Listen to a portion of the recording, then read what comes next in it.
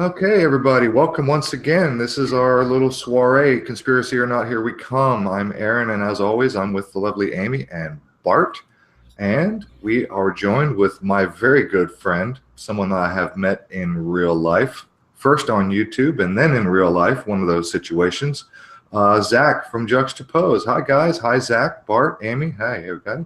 Hey, good to be here. Aaron. Howdy. Listen, you guys, it is Friday, January 19th.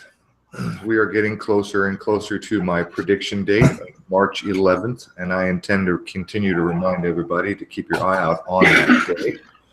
I've got lots and lots of things to talk about tonight. Some things are going to take a little longer than others, but first I want to catch up with Zach, who I genuinely mean it when I say this is my very, very good friend. So how you doing, Zach, and what's been up with you lately?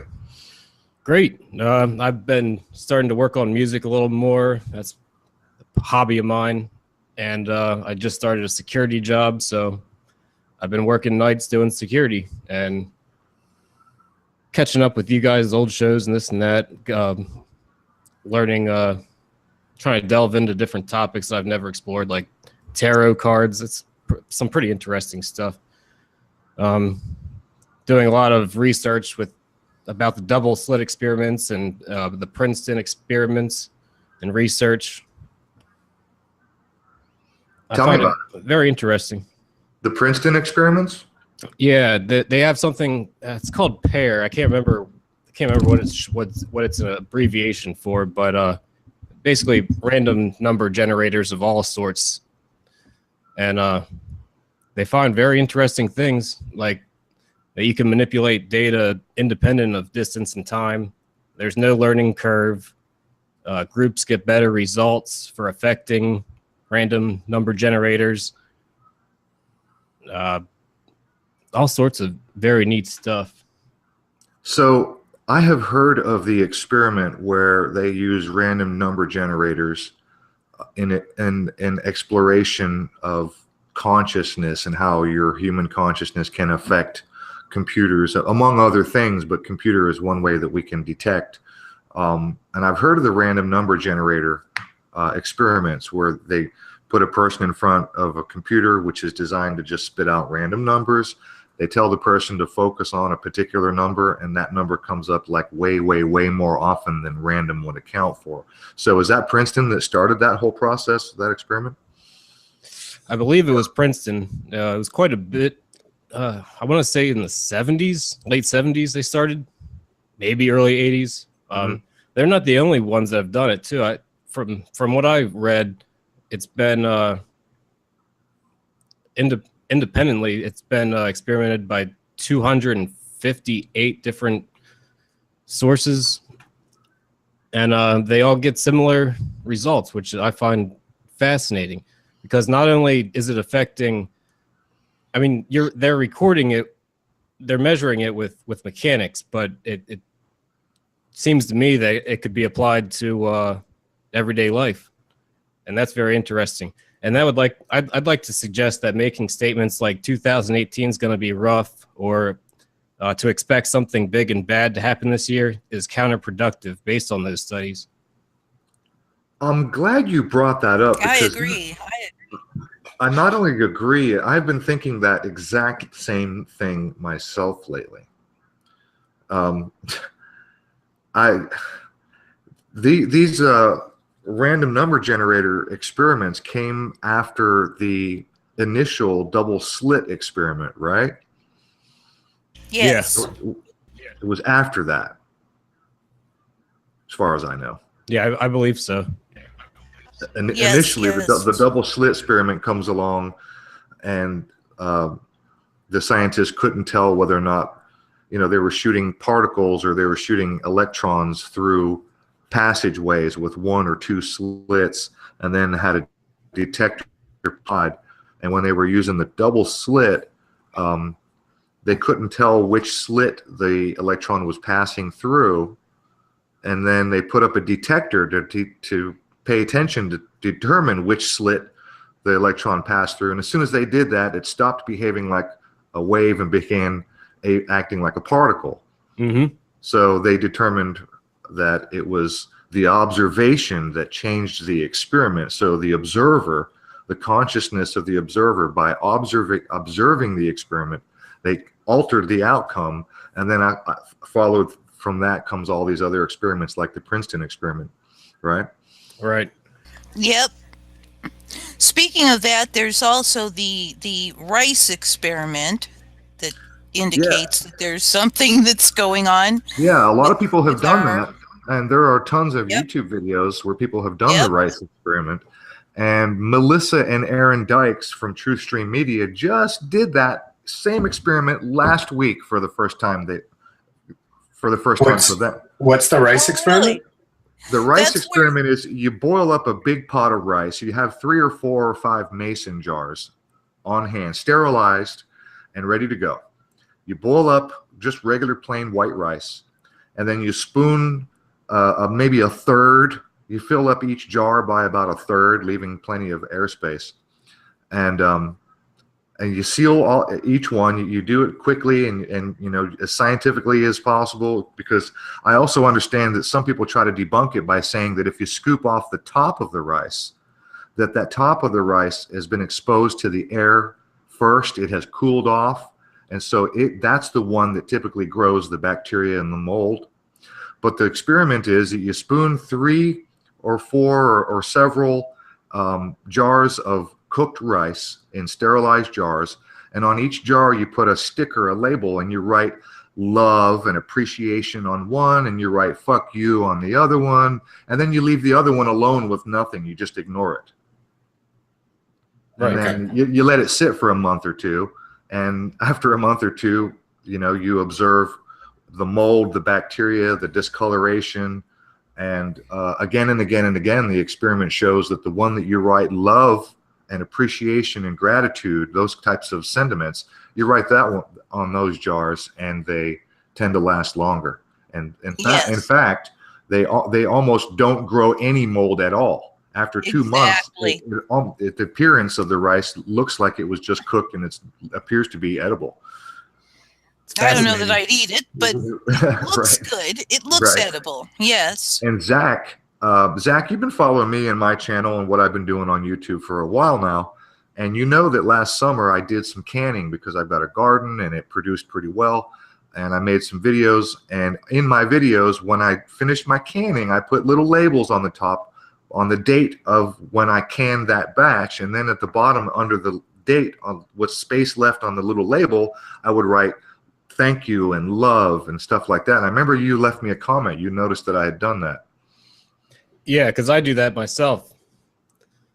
I leave. Well, not only I'll put. I've got one of those 5-gallon water dispensers, and I'll write love on the side of it, and I'll leave notes around the house that say stuff like that. I believe that has an effect on the at a subconscious level, and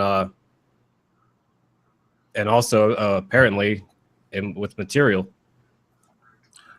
Well, we don't have to believe it. I mean, there's quite a bit of scientific data to support that idea. It's really, I mean, I know what you're saying. I believe it too. But the fact is, the difference between believing and knowing, there really is something to it. Thought, emotion, and your intentions, they go out into the world and the universe. And I can tell you that what I do, every glass of water I get, I hold the glass of water close to my heart and I say, I love you, water.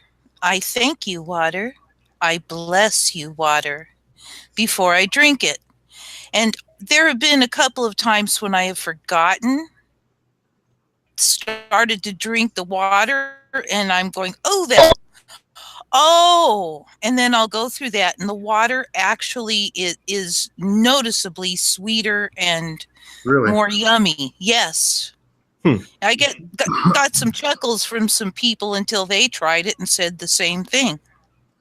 Oh, you Wow, know, it makes a difference. it must have been for me maybe 8 or 9 years ago. I replaced my water heater, and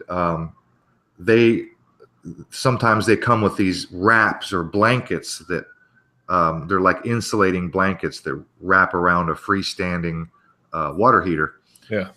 And mine had, it's insulation on the inside, had a vinyl, Yes. outer, and we took Sharpies. This is during a time when I still had my band, and so I had all kinds of people in and out of my basement all the time.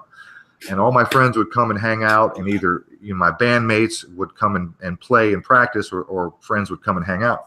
And I had a Sharpie, and every time somebody new showed up, I would give them the Sharpie, and I would tell them to walk over to my water heater and write something positive. And if you go in my basement right now, the jacket, there's a white vinyl sleeve of insulation that's just covered with graffiti of all kind of positive messages. Very awesome. cool. That's a very cool idea. So I wonder if that doesn't touch upon just our a deep human Amy, check impetus. check the Hangout chat. I'm sorry, Bart. Continue. A deep human impetus to decorate things with symbols or with language or with pictures. I think this might go as far back as petroglyphs of drawing a spiral, drawing a sun shape, drawing an animal shape. In terms of the triangle, the swastika, sigil magic. Exactly. I think I've heard it described as sigil magic. That's exactly right. And it seems to have these characteristics to it where you can continue to focus, come back and continue to redo the ritual, or there's another way to do it, which is you do it and then you either burn it or whatever, and you forget it and you let it go and you clear your mind, and then when it comes, you go, this is related to the little ritual that I did a week ago. Hey, and then it just encourages you to do it again. And I think it's legitimate. I think it's it is legitimate. Yeah, the evidence. It's a way to it's a way to interact with universe, with the world, and I think that it's only sort of surprising or shocking to anybody who has just been so steamrolled by the technocratic way of looking at the world that we've had foisted upon us, post industrial revolution. Yeah, it seems that we're made to forget that we're magical beings of sorts. We actually co-create reality. Mm-hmm. Yeah, and like I'm saying, we're at this point now where it's like, oh, that's news to me. Yeah. Right? So it's that bad. It's that bad that we're that disconnected that it seems like a rare idea. Although, I mean, it's not rare, on YouTube. I think you could easily find, over 1,000 people who will be talking about this, making this claim. Well over 1,000 people. Well over 1,000. Oh, yeah. It seems to be coming back around. Yeah, it's definitely coming back around. And yeah, you'll hear a lot of people poo-poo the idea, call it new agey and stuff like that. But this is no joke. Just not paying attention. This is no joke. Your consciousness, and look, this is a whole different subject. I really wanted to get into this with Las Valdez, and Zach is equally qualified to speak on the subject. But I wanted to have like a whole show on consciousness, but absolutely anybody in the world has had a similar experience to what I'm about to describe. A brother, a family member, a friend, someone you haven't seen or spoken to in a while, an ex-girlfriend, anything like that. You think of this person and you think, oh, maybe I'll give them a call, and boom, the phone rings and it's them. Only all the time. Right. So we've all had at least, every That's human so being weird. has had at least one experience like that. One.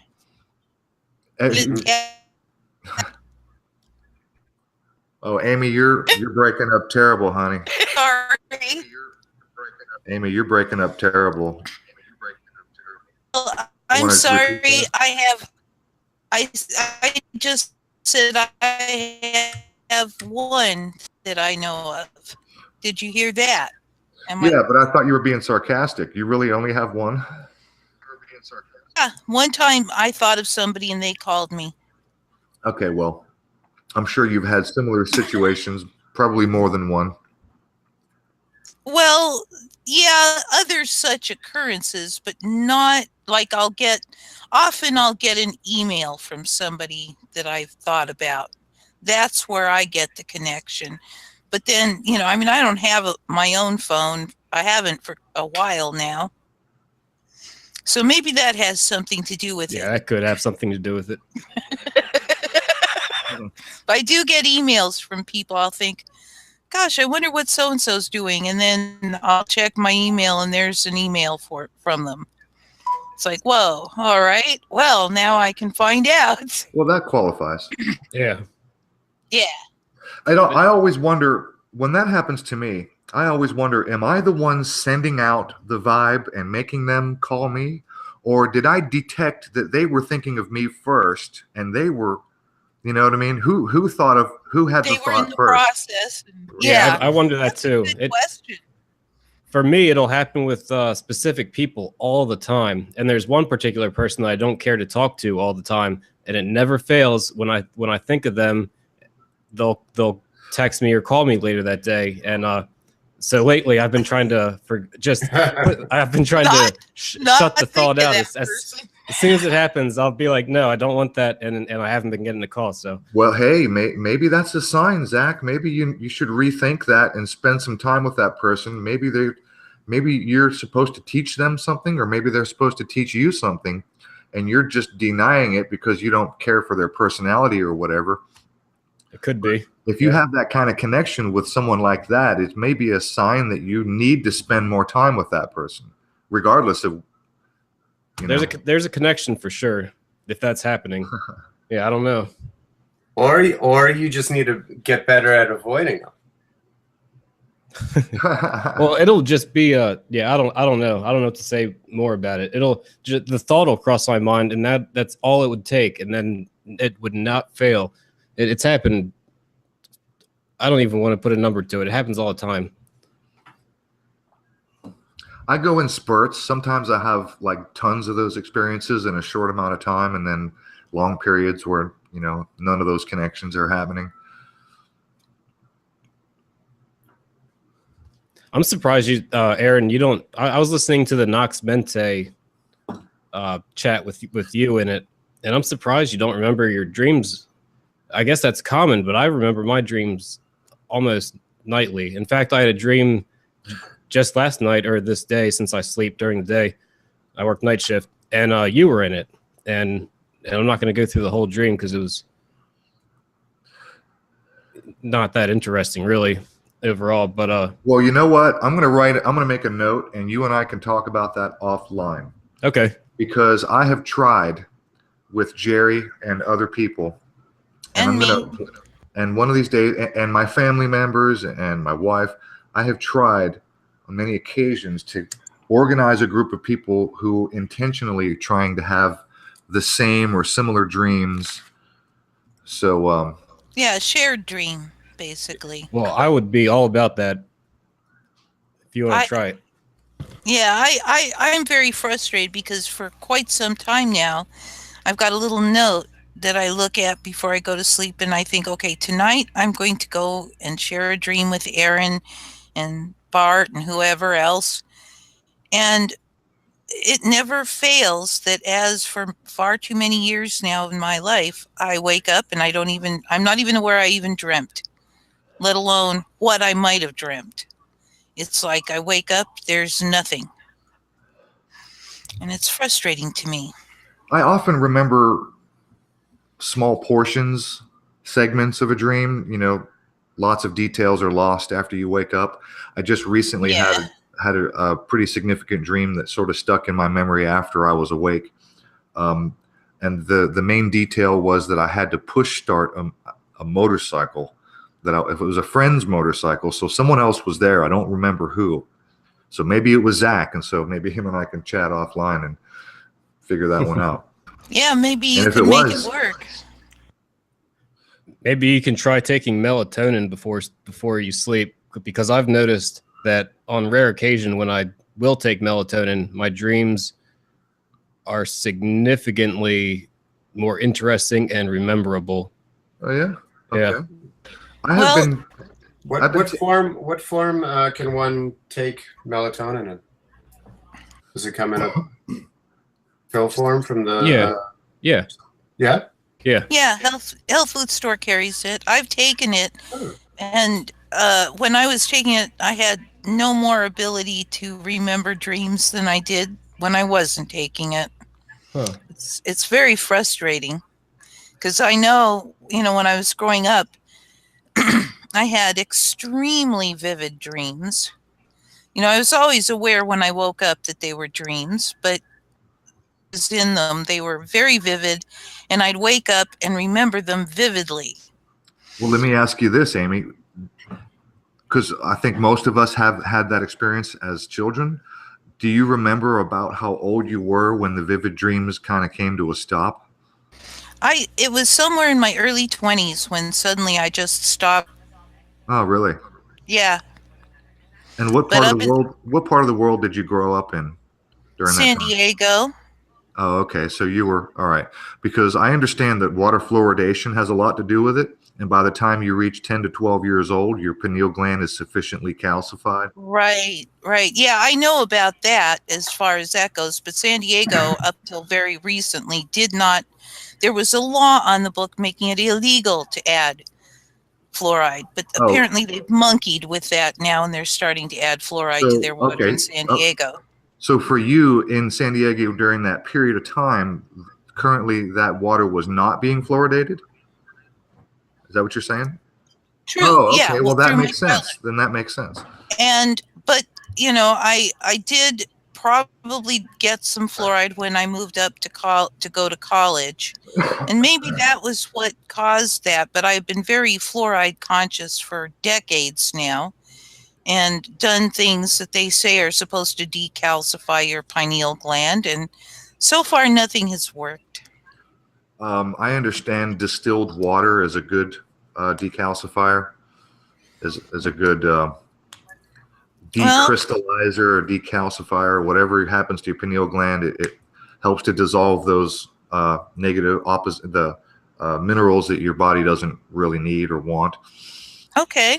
Yeah. The interesting thing is that I've had, a very small handful of dreams that were very vivid and very rememberable, but they always had this definite feeling of psychic attack. There was somebody that was trying to hold me, pin me down. They were very bizarre dreams. And in one, not to get too graphic, but I was offered offered a ride back to my daughter by this guy who was just creepy and like envision zombie, your standard moldering zombie sort of a character. I mean, it was like that. And if I performed oral service on him, he would take me back to my daughter, and I knew that there was no way to get back to my daughter except through him. And it was like, oh, I really don't want to do this, but I have to get back to my daughter, and I will do anything to get back to her that I have to. Ooh, that's awful. And so I did the service, You and so gross. And then I woke up just afterwards, after I did that, and he says, "Okay, let's go." And then I woke up. I had the taste in my mouth for hours. And this is not something that a normal dream has ever done to me. Ever. No, that is strange. Very strange.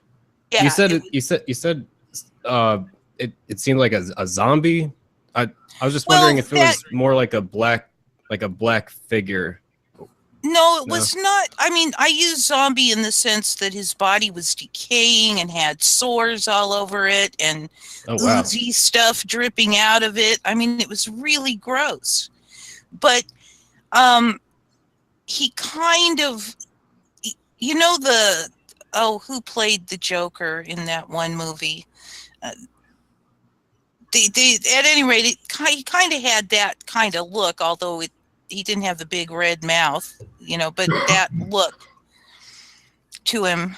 And no, I think he was wearing some black, but figure was all dark. Okay.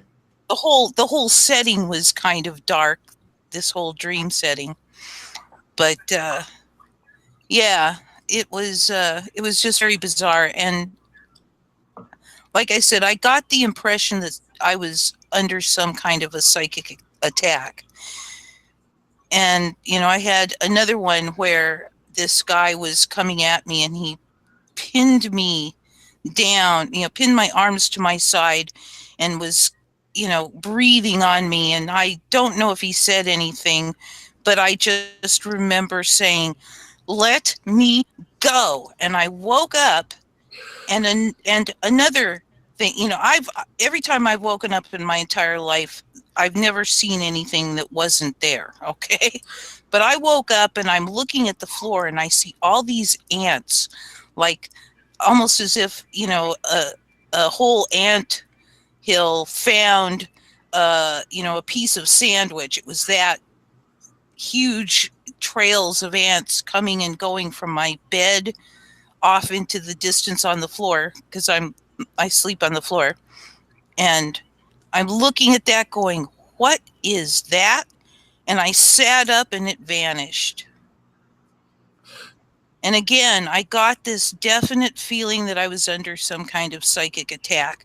But these are the dreams that I've been remembering, and they're like, I think I just covered 10 years with those two dreams. So, bizarre.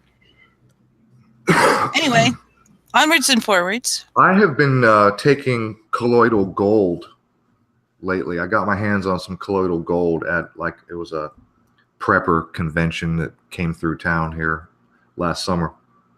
And I had read and heard that colloidal gold has some sort of an effect on your consciousness. And I remember through some old research and studies on Egypt years ago that the Egyptians, the priests and the pharaohs would eat and consume gold, and that they said that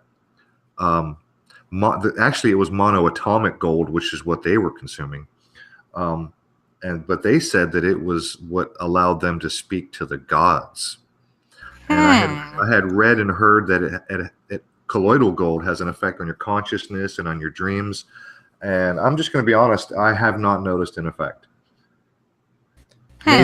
Maybe, if anything, I would say maybe a 5% or maybe a 10% increase in quantity and quality of dreams.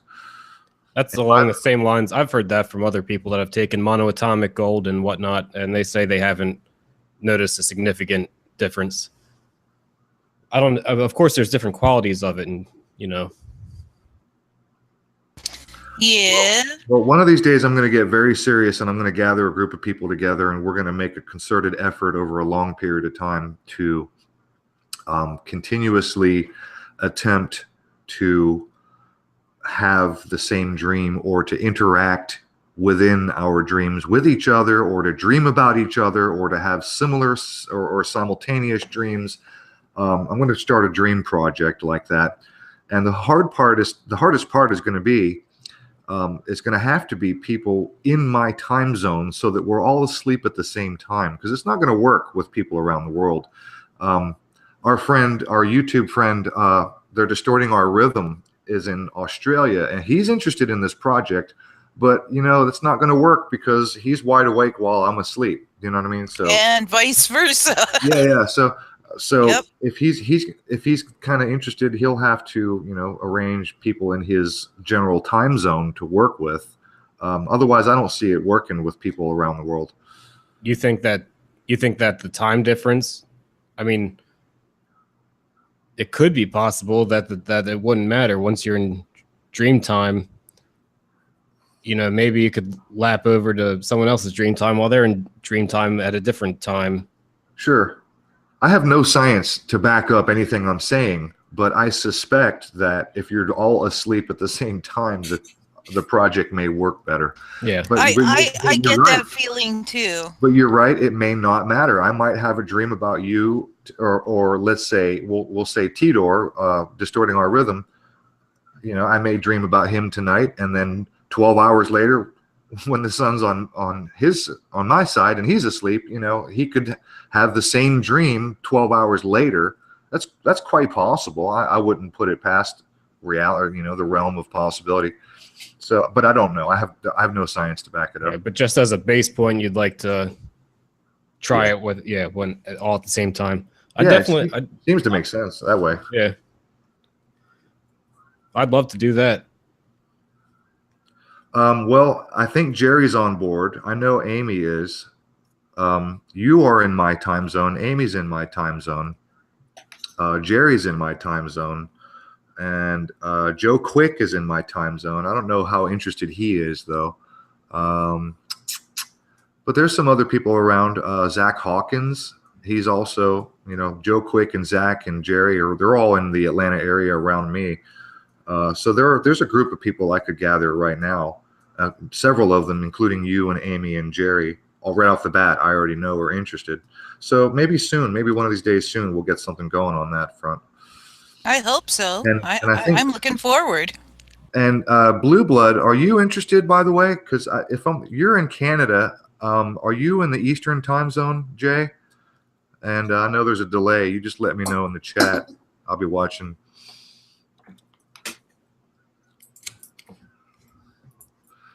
Let's see here.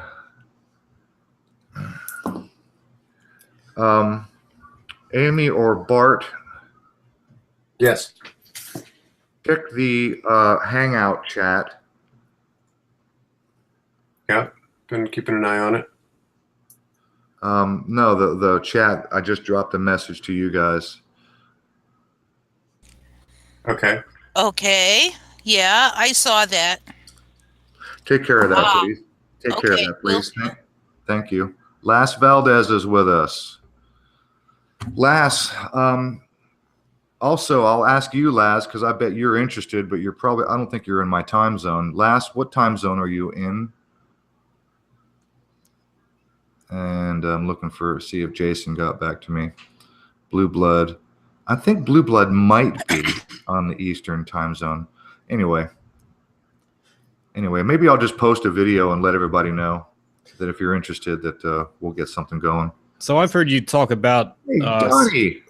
I'm sorry. Go ahead. I've heard you talk about selecting a location, a common location that everyone can that everyone can imagine or whatnot. And I would steer away from that. I think it would be best just to focus on the names and personalities and your more emotional connection than an actual physical location to meet at. Yeah, I was having a similar thought around the difficulty of a location because I can say from my own experience around dreams, they don't tend to be real locations.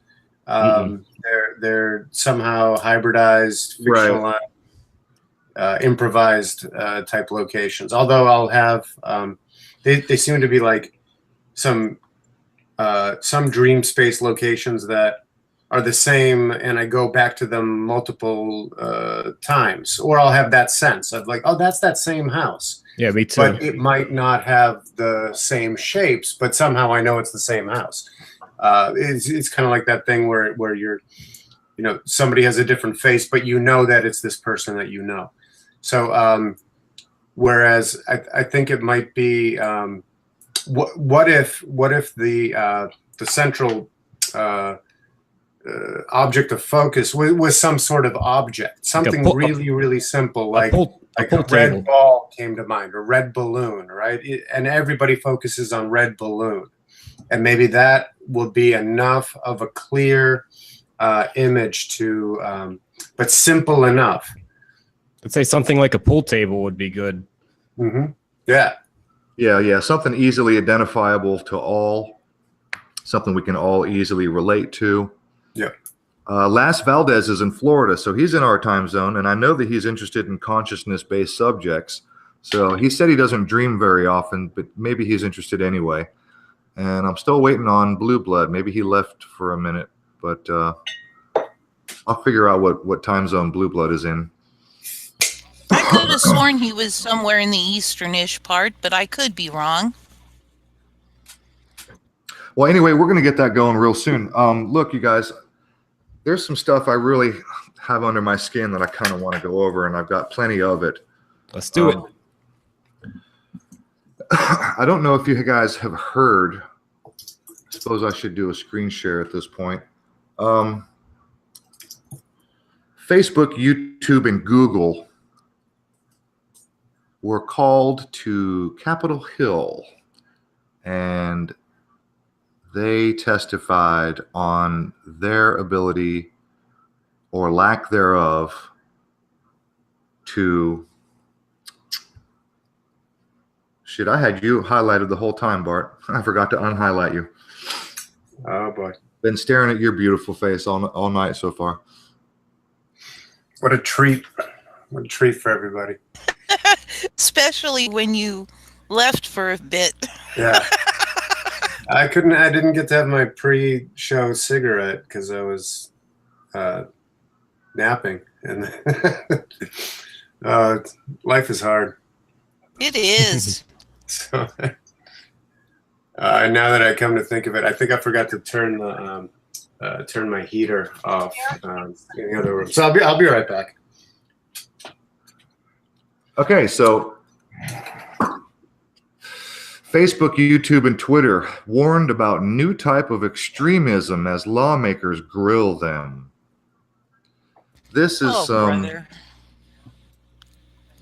The executives from Facebook, Google, and YouTube had to sit through a pretend tongue lashing on Capitol Hill just very, very, very recently.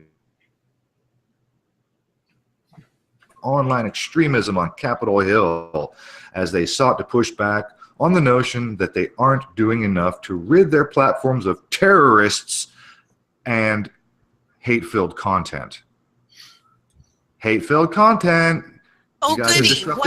Can we define that? Yeah, I was going to say, who defines hate-filled content? You guys are disrupting my feels. I'm being triggered. That's right. You're responsible for how I'm choosing to feel. Mm-hmm.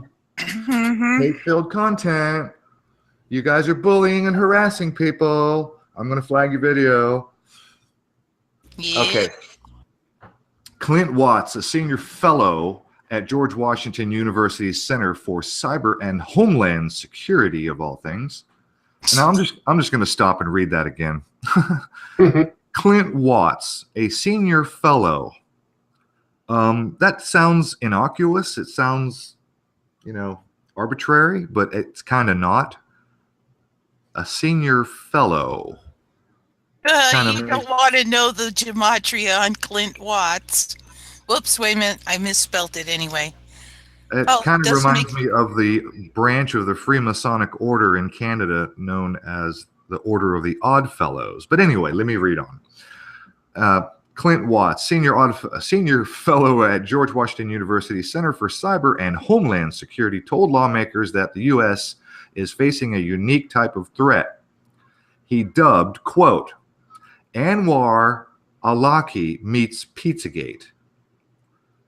Watt's idea, referring to the U.S.-born militant, is that in the future, someone could combine the social media prowess displayed by Islamic State. I didn't know they had that. I'm sorry. No, That's please, too no. funny. That's exactly what. That's what was needed right there. Absolutely. The prowess. The prowess of The the Islamic State. The social media prowess displayed by Islamic State, with the bizarre case of a man believing the debunked Pizzagate conspiracy peddled online, brandished a gun inside a Washington, D.C. pizza shop. Oh, jeez. Okay. Oh, gosh. PSYOP and PSYOP. Yeah, And right. PSYOP. This whole article is a PSYOP in itself, and now they're talking about Yes. a PSYOP on top of a PSYOP. Layers Yep. of bullshit to go through on this one. So, continuing on, quote, the greatest concern moving forward might likely be a foreign intelligence service posing as Americans on social media, infiltrating one or both political extremes in the U.S., and then recruiting unwitting Americans to undertake violence against a target of the foreign powers' choosing. Now, if that doesn't have you shaking in your boots... It doesn't, because it's bull, Bucky. Right. Yeah, it doesn't. It shouldn't. It just annoys me just a that they're selling this to the public. That was just a big fucking word salad, is all that was. Yeah. Oh, But at the same time, I was gonna say, like, yeah, all right, welcome to 1951. Right. Yes. I mean, Isn't that post World War II Operation Gladio sort of? Isn't that idea? yeah. The idea of Let's see, a foreign intelligence service posing as a Americans and infiltrating political extremes, and then recruiting and to undertake violence or whatever for that foreign power's choosing. Oh, right, exactly. Doesn't that takes us back to 1951 or before? I mean, it's like it's not like well, way before. I'm just saying there's a very clear. It's not like governments have never been doing this to each other since the beginning of time. Yeah, really. And this and recruiting unwitting Americans to undertake violence. I'm speaking specifically to the idea that that this would be a message going out to the American public. That it was going on, that there's no question. It was going on 100 years before, 200, 500. Espionage has been a thing ever since there was, nation states and kingdoms and warring tribes. There's going to be espionage.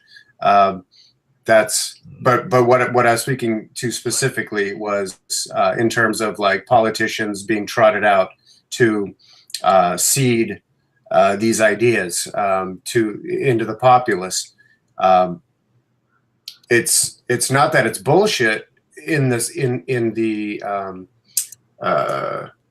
realpolitik sense, but it's bullshit in the sense of we're just now wrapping our minds around this. That's the part that's absolute bullshit. Yes, like, oh this my is God. a new form of threat. This is a new thing. But brand new. of course, there's the principle of if it's new to you, then it's new, and they are speaking to anybody who hasn't been paying attention, or hasn't, or is young, or is coming of age. I can imagine a 13, 14-year-old kid going, there's something not quite right about this world. Can't quite, and then they hear that, and then they go, oh, that's okay. That's a big idea. Right.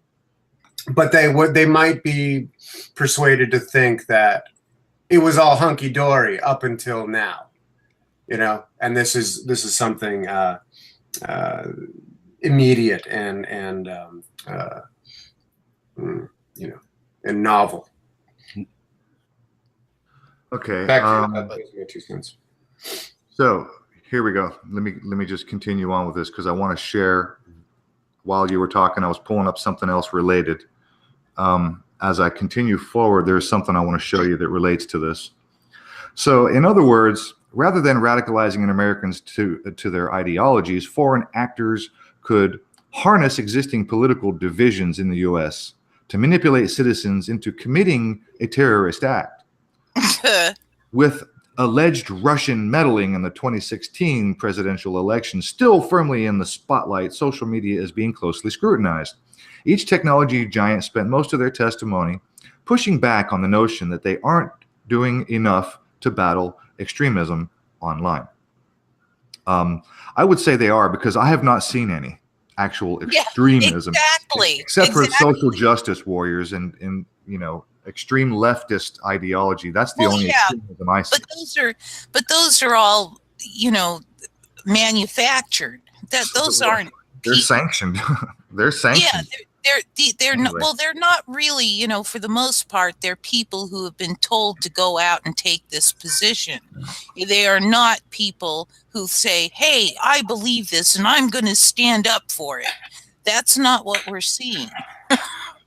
You know, yeah, there may be a very, very small number of the ones that we see that really believe in their heart that this is their thing. Sure. I'll disagree with you, Amy. I've met a lot of these folks. Maybe it's because I'm in California, but they're really like that. And I would actually lean it much more towards, you know, 80-85% genuinely are like this, and then you get your 15. Seriously? Yeah, get your about 15% that are like provocateurs that are or just going along with the crowd or. Well, I think that certainly, if that's the case, that the ideologies were introduced by provocateurs, and then these people went along with it. Could be, yeah. All right. I don't get the feeling that the whole thing was organic at the initial. No, it's not.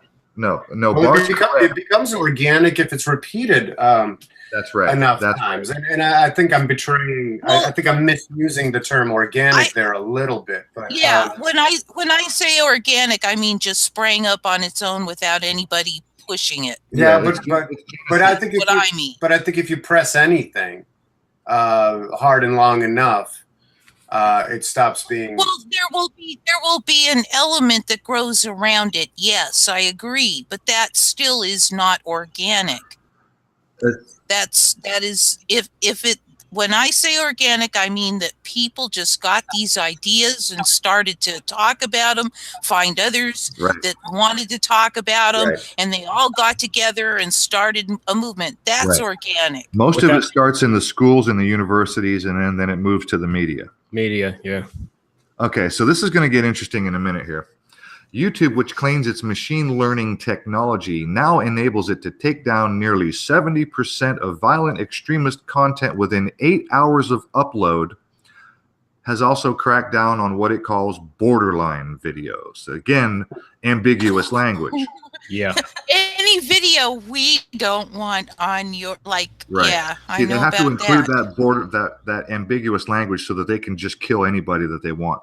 But I want to jump back a few words in that sentence where they say within 8 hours of upload. I got news for you, Facebook and YouTube. Well, I don't do Facebook, but I have uploaded videos. And when I upload videos, there's a process. There's the upload, and then there's processing. And during the processing, it goes through an algorithm filter. And I have had videos rejected before it even uploaded. Yep. So don't talk to me about freaking 8 hours. Well, okay. and then you have people like me who are getting videos that have been up for a year. Yeah. Then there's those algorithms that are going on in the backstory. Yeah. That they come in and I mean, when I was just floored when it said that my video had violent or graphic content. It's like, hello, Yeah. I have never anything violent or graphic ever. I don't right. want to. I avoid That's that. And yet they took me down and gave me a strike for mirroring somebody else's video that had no violence or graphic content. Yeah, there's no warning system. You don't get a warning strike, you know, Yeah, rather are than you they willing just to give you a take this fucking strike. down? Yeah, they don't say, "Hey, take it down. You got, 12 hours or 24 hours, take it down. And if you don't, then we'll take it down. And if it happens again, you get a strike." There's no warning system. That would be the honorable way to go Right. about doing things. Okay, But clearly right. we are not working with honorable individuals who are Right. controlling all this. Okay. So continuing on, content posted that espouses hateful or supremacist views. I have to stop there because hateful and supremacist views should fall under free speech. You may not like it, Yes. but you should be free to say anything you want. Absolutely. Yep. This is going to get good in a minute. Just bear with me here. Let me continue on. Hateful or supremacist views, but is not technically in violation of the site's community guidelines against direct calls to violence, will now be harder to find. They won't be recommended or monetized and won't have features like comments or suggested videos and likes. So we already know about the disabling of comments, disabling of the likes, and the they put you in a little box. Your video is still public. Sometimes they'll actually set it to private. I've had people, I've seen people post videos that said, "Look, I just uploaded this," and YouTube just set that thing on private. So continuing on. Meanwhile, Twitter's director of public policy and philanthropy, that's just an oxymoron in that sentence right there. Meanwhile, Twitter's director of public policy and philanthropy for the U.S. and Canada, Carlos Monnier Jr., told lawmakers the company has plans to safeguard the upcoming midterm congressional elections. So now stop right there. Wow. They have plans to safeguard the upcoming midterm congressional elections. Safeguard them from what? Yeah, what does safeguard mean? Good question. I that was what my thought was. Wait a minute. See, this isn't. What do this they isn't need to be about- safeguarded against? This isn't about terrorism. This is about political ideologies. So those efforts include verifying major party candidates for all states and federal active offices. Okay, I don't know why that would even be part of their efforts. Yeah, why? Monitoring trends and spikes in certain conversations relating to the 2018 elections to search for potential manipulation activity and bringing more transparency to voters about political advertising on Twitter. So when they say potential manipulation, are they talking about, I don't know, conservative views, for instance? Do you know what I mean? Because my view, if I post something on, and I'm conservative leaning, I'm very libertarian, but I'm conservative leaning. If I post something that has a conservative slant to my commentary, does that qualify as potential manipulation activity? Because if I can influence somebody with my commentary, then I'm manipulating the election potential. Yeah, that's an interesting choice of words, isn't it? Yeah. Continuing on, Facebook claims that here, this is where it's going to get fun. Facebook claims that counter speech, quote, counter speech is one tool in its arsenal against hate speech and extremism online. So you notice how it's shifted to hate speech and extremism. You notice how terrorism isn't part of the conversation anymore. Mm-hmm. This is about political ideology. It's about hate speech, what they call hate speech, and quote unquote extremism, another ambiguous phraseology there. But I want to go to this counter speech because I got to show you something. I want to give you a real-time example of counter speech. This is happening to me right now, and many of us have experienced this, but for those who have not, I want to show you something. anyone paying attention is probably aware and probably remembers the Nice truck attack.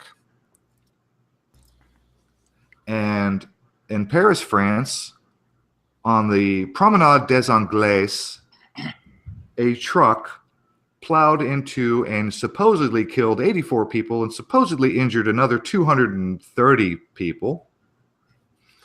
And right there on the balcony was this man, Mr. Richard Gutjahr, who is now speaking on this video at TEDx Marrakesh.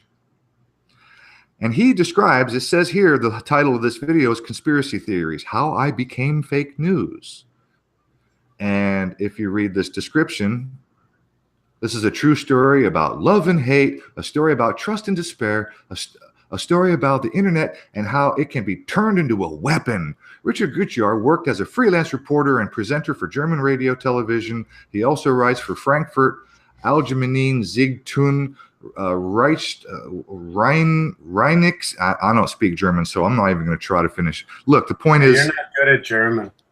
Look, thank you. No doubt. Look, for those who don't know, Richard Gutjahr is an accredited, legitimate reporter, journalist, photographer. He was the guy who captured the famous footage, and I know you guys know this, but I'm saying it for the audience. He's the guy who captured the famous balcony footage of the truck before it hit anybody, not showing it actually hit anybody. But in this TED Talk, he talks about how he's the victim. He actually plays clips from various YouTubers like How I See the World and Anaconda Malt Liquor, who are calling this guy out as a bullshit artist because not only was he at Nice, but what was it, 2 weeks later, his freaking daughter captured the only cell phone footage at the McDonald's terrorism shooting in Munich, right? Was it Munich? His daughter, 2 weeks later after Nice, his daughter captured the famous cell phone footage at the lone gunman terrorist attack at McDonald's in Munich. And then on top of that, this guy is married to his wife is a freaking Mossad agent, right? Correct me if I'm wrong. Isn't this the guy whose wife is a Mossad agent? I'm not sure.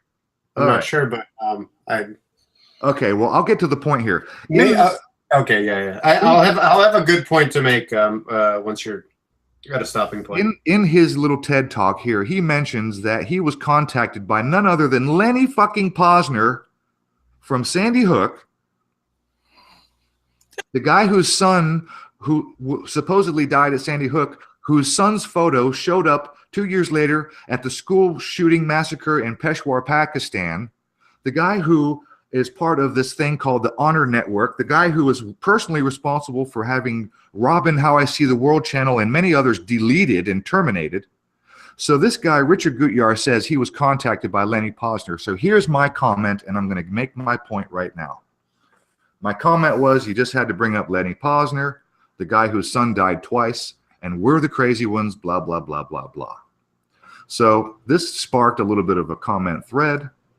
At the bottom of this comment thread, and before I show you this, I want to jump back and just remind you that we are talking about counter speech. Facebook claims that counter speech is one tool in its arsenal. So here, where did it go? There it is. So this guy, these go to 11, that channel, he says, Roof, don't you get tired of everything being a conspiracy and being constantly afraid or worried about, quote, them? I leave one comment and he says something like this, suggesting everything's a conspiracy and I'm worried about them. So my reply obviously was, don't talk to me like you know me, blah, blah, blah. But my point is that right there is counter speech. Mm-hmm. That comment from this channel, I'll just show you this guy. I'm going to click on his icon. Let's go to his channel and have a look and see who this guy is. He's one of those sock accounts who has no content, no subscribers. Nothing. Nothing. Yeah, it figures. So that right there, counter speech.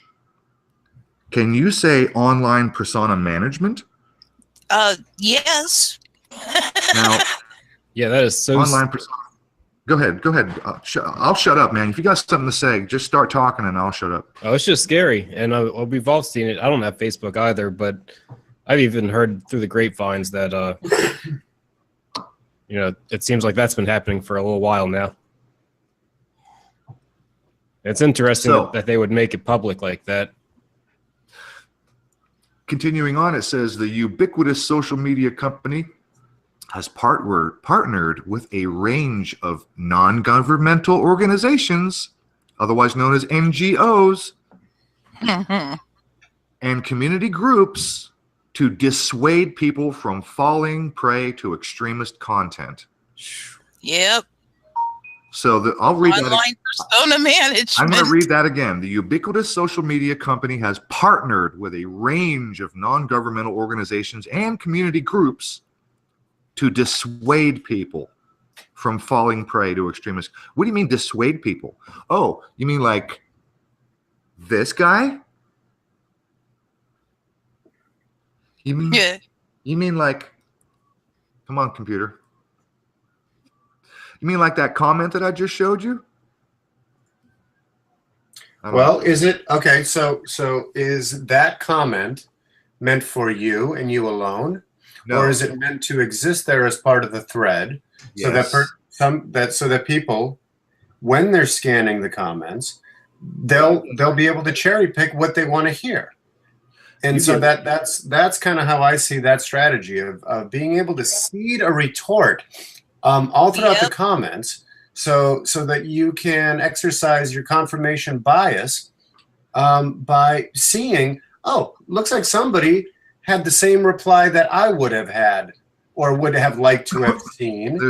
Therefore, go ahead. They aren't even their minds aren't even working. Once you scroll through it, they don't even have the chance to rationalize it. They see a counter argument and they're like, oh, well, okay, there we go. Right. You can just continue to surf or skim the surface of things. Yeah, Zach said it perfectly. I was going to say something like that, but you summed it up perfectly. So continuing on, it says, although counter speech comes in many forms, like the one I just showed you, at its core, these are efforts to prevent people from pursuing a hate-filled, quote, comma, violent life or convincing them to abandon such a life, said Monica Bickert, head of product policy and counterterrorism at Facebook. I'm looking out my window. I see just everybody. I mean, everybody is pursuing a hate-filled, violent life. Every single one of them. Here's the gem. Wait a minute. None. You ready for the coup de grace on this article here? Because it works at the bottom. And this is the icing on the cake right here. Watts testified that social media companies need to do more to distinguish between protected speech and speech that, quote, endangers society. Quote, here we go. Quote, account anonymity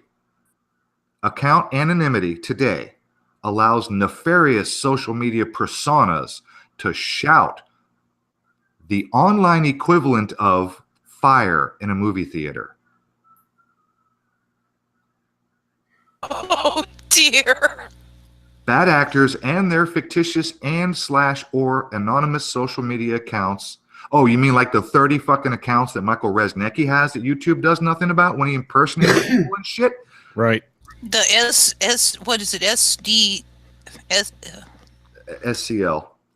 SCL, that's it. Bad actors, SCL accounts. Bad actors and their fictitious and anonymous social media accounts can and have created a threat to public safety. Where? This is not protected free speech. Actually, it is.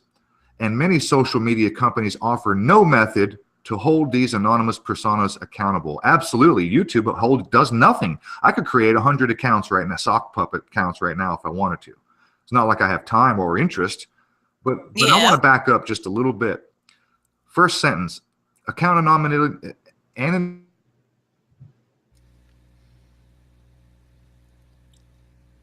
Hello? Anonymity. Anonymity. Anonymity. Account Anonymity. anonymity today allows nefarious social media personas to shout the online equivalent of fire in a movie theater. Oh, don't do it, Amy. That's what just got Aaron kicked off. He shouted fire online. In the movie theater. Now Oh you got my me doing God. it. Oh, man, I'm No, gonna gee. Oh no. worst show ever, guys. Worst There show we ever. go. I mean, he just kind of quit talking. You can still hear me, right? Yeah, I can hear you. Just Yes, want his hate speech was It just got too hot. yeah. Too hateful. I guess, huh? My goodness. So I have a dog that I walk for a friend of mine, and so it takes me through the neighborhood, and I saw a placard or a poster up in a window the other day, and they're everywhere. It just caught my eye, and it said, so I live in Alameda, California. It said, Alameda stands against hate. Okay. Okay. And right. And so, There he is. so I'm troubled by the ambiguity in which language is used these days, and that concepts like undefined, ambiguous concepts are now put at the center of entire campaigns and efforts that involve thousands and tens and thousands and millions of people. Has it ever been different, Art? Huh? Has it ever been different? To my I don't think it was so as jingoistic as it is now. I think this is a new layer. I agree. I New don't level know. to it. Well, maybe, but I will say that it seems like they used feel-good gobbledygook. I mean, it sounded great, but when you sat down and thought about it, well, what does that really mean? What is And, hate? Is having an opinion, a strong opinion on something, eventually going to be fall under Deemed hate? Yeah. Well, that's the slippery slope, right? As long as you leave it undefined, it can be whatever the accuser or jury that's compiled in order to, or the judge that's appointed in order to, hear and suss out the case. It really gives them a tremendous amount of power of interpretation. And that is not that's not neat and tidy. It's very dangerous. It's very dangerous on many levels. Yeah, it's dangerous. It's open-ended and can be easily backed by media and controlled that way. It reminds me of the thing from Monty Python and the Holy Grail, where they're trying the witch. So if she floats, she's a witch, but if she sinks and drowns, then she wasn't a witch. Right. It's like, damned if you do, damned if you don't, eh? Yeah, so now it seems like this is becoming actual policy. More so now than ever. I think that it's always sort of been, there's been a lot of wiggle room, but I think that this is being like something so ambiguous is being set into stone or set in stone. And again, dangerous. And again, not enough people making clear, cogent counter arguments to this. because it involves, having to think and hold more than 2 or 3 ideas in your head at once. They're 1984ing us. Yeah. That's that we are definitely and have been in 1984 for a while. Aaron said that he lost internet connection, but I think he's back online here. He should be coming in shortly. Mm-hmm. So that's why he went poof. Oh, I was going to say, so the war on, like, I've always had a problem with this whole concept of the war on and then fill in the blank. Yes. So the war on drugs and the war on poverty are the two that come to mind very quickly. And I'm sure that most of the folks in our audience have thought along these lines of, like, how does one wage a war on drugs? How does one wage a war on poverty itself? Poverty is a word that points to a condition, and drugs are substances, and they don't take themselves, then they don't move themselves, and they don't pay for themselves. You can't war against anything but other human or conceivably evil. Exactly. So that's the very so you can't have a war on concept. Yeah, can you repeat that? You broke up. That I said you can't have a war on some inanimate object or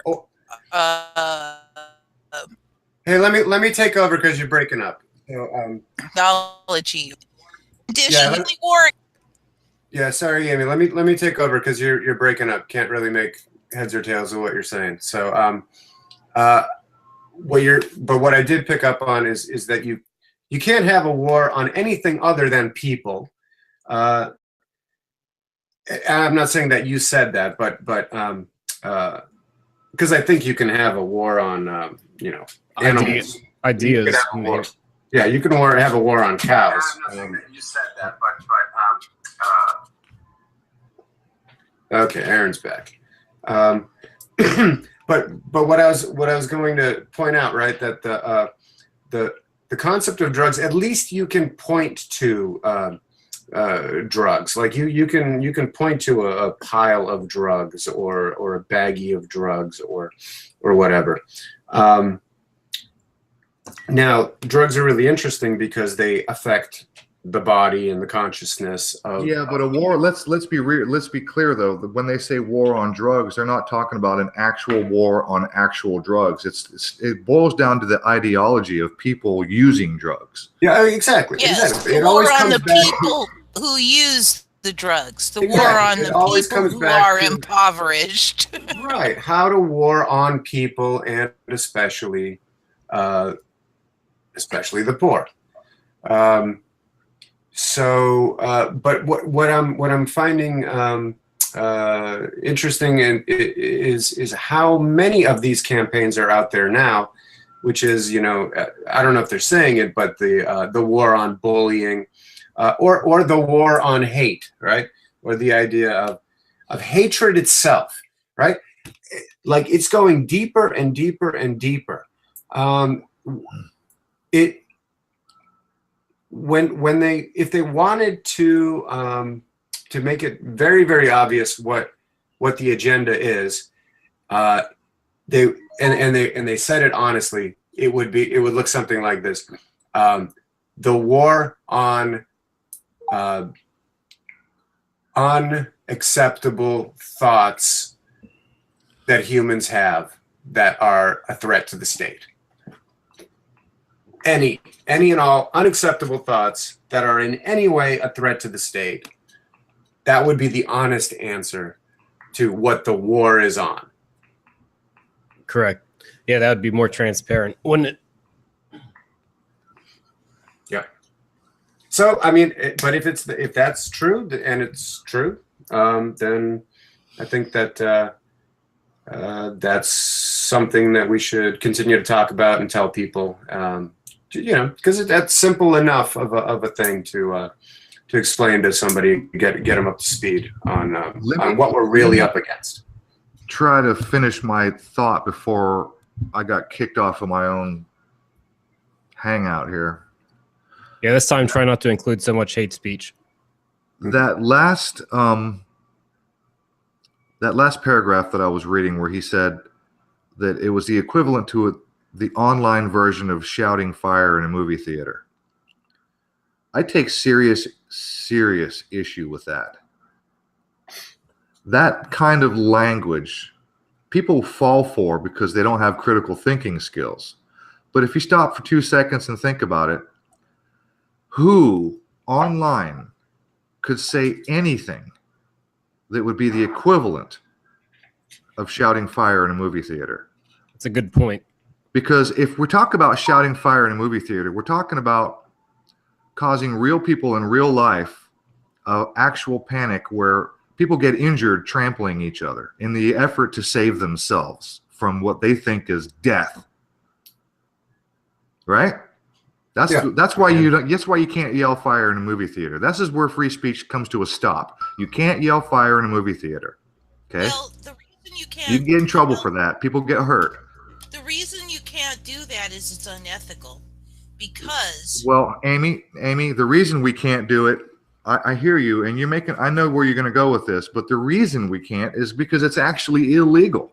You can actually get in trouble for that because you've incited people to panic and people get hurt as a result, physically hurt. How about when War of the Worlds is broadcasted? Oh, no kidding. Great example, dude. Perfect example. Sort of fire in a theater. Okay, I'm going to try an experiment right now. We're in an online hangout. There's 28 or 30. How many do we have right now? There's 28 people watching right now. Hey, everybody, fire, get out of the hangout now, fire, go. Sirens. That's me. That literally happened outside my window after you said that. Oh, that's funny. Brilliant. That was synchronicity. Okay, so did anybody panic? Did anybody get hurt because I screamed fire in the hangout? I started getting nervous when I heard the sirens. Did anybody get triggered? No. Okay. Well, so how is it? All right, let me just pose this question to anybody, and that includes the chat or whatever. Comments, leave me a comment after we upload. Is there a such thing? Is there anything you can think of that would be the online equivalent to shouting fire in a movie theater? Yeah, okay. First thing that comes to mind is sending out a tweet. Let's say, and this all depends on let's say how many people are following you. Right? Okay, because I think that's a real world concern, right? Because if you got 1 million followers on Twitter and you said, "Hey, I'm standing right here and I see it. There's a bomb. There's a missile," and people in your area, they get the tweet and they panic. Let me go ahead and say. Okay, so sorry, go ahead.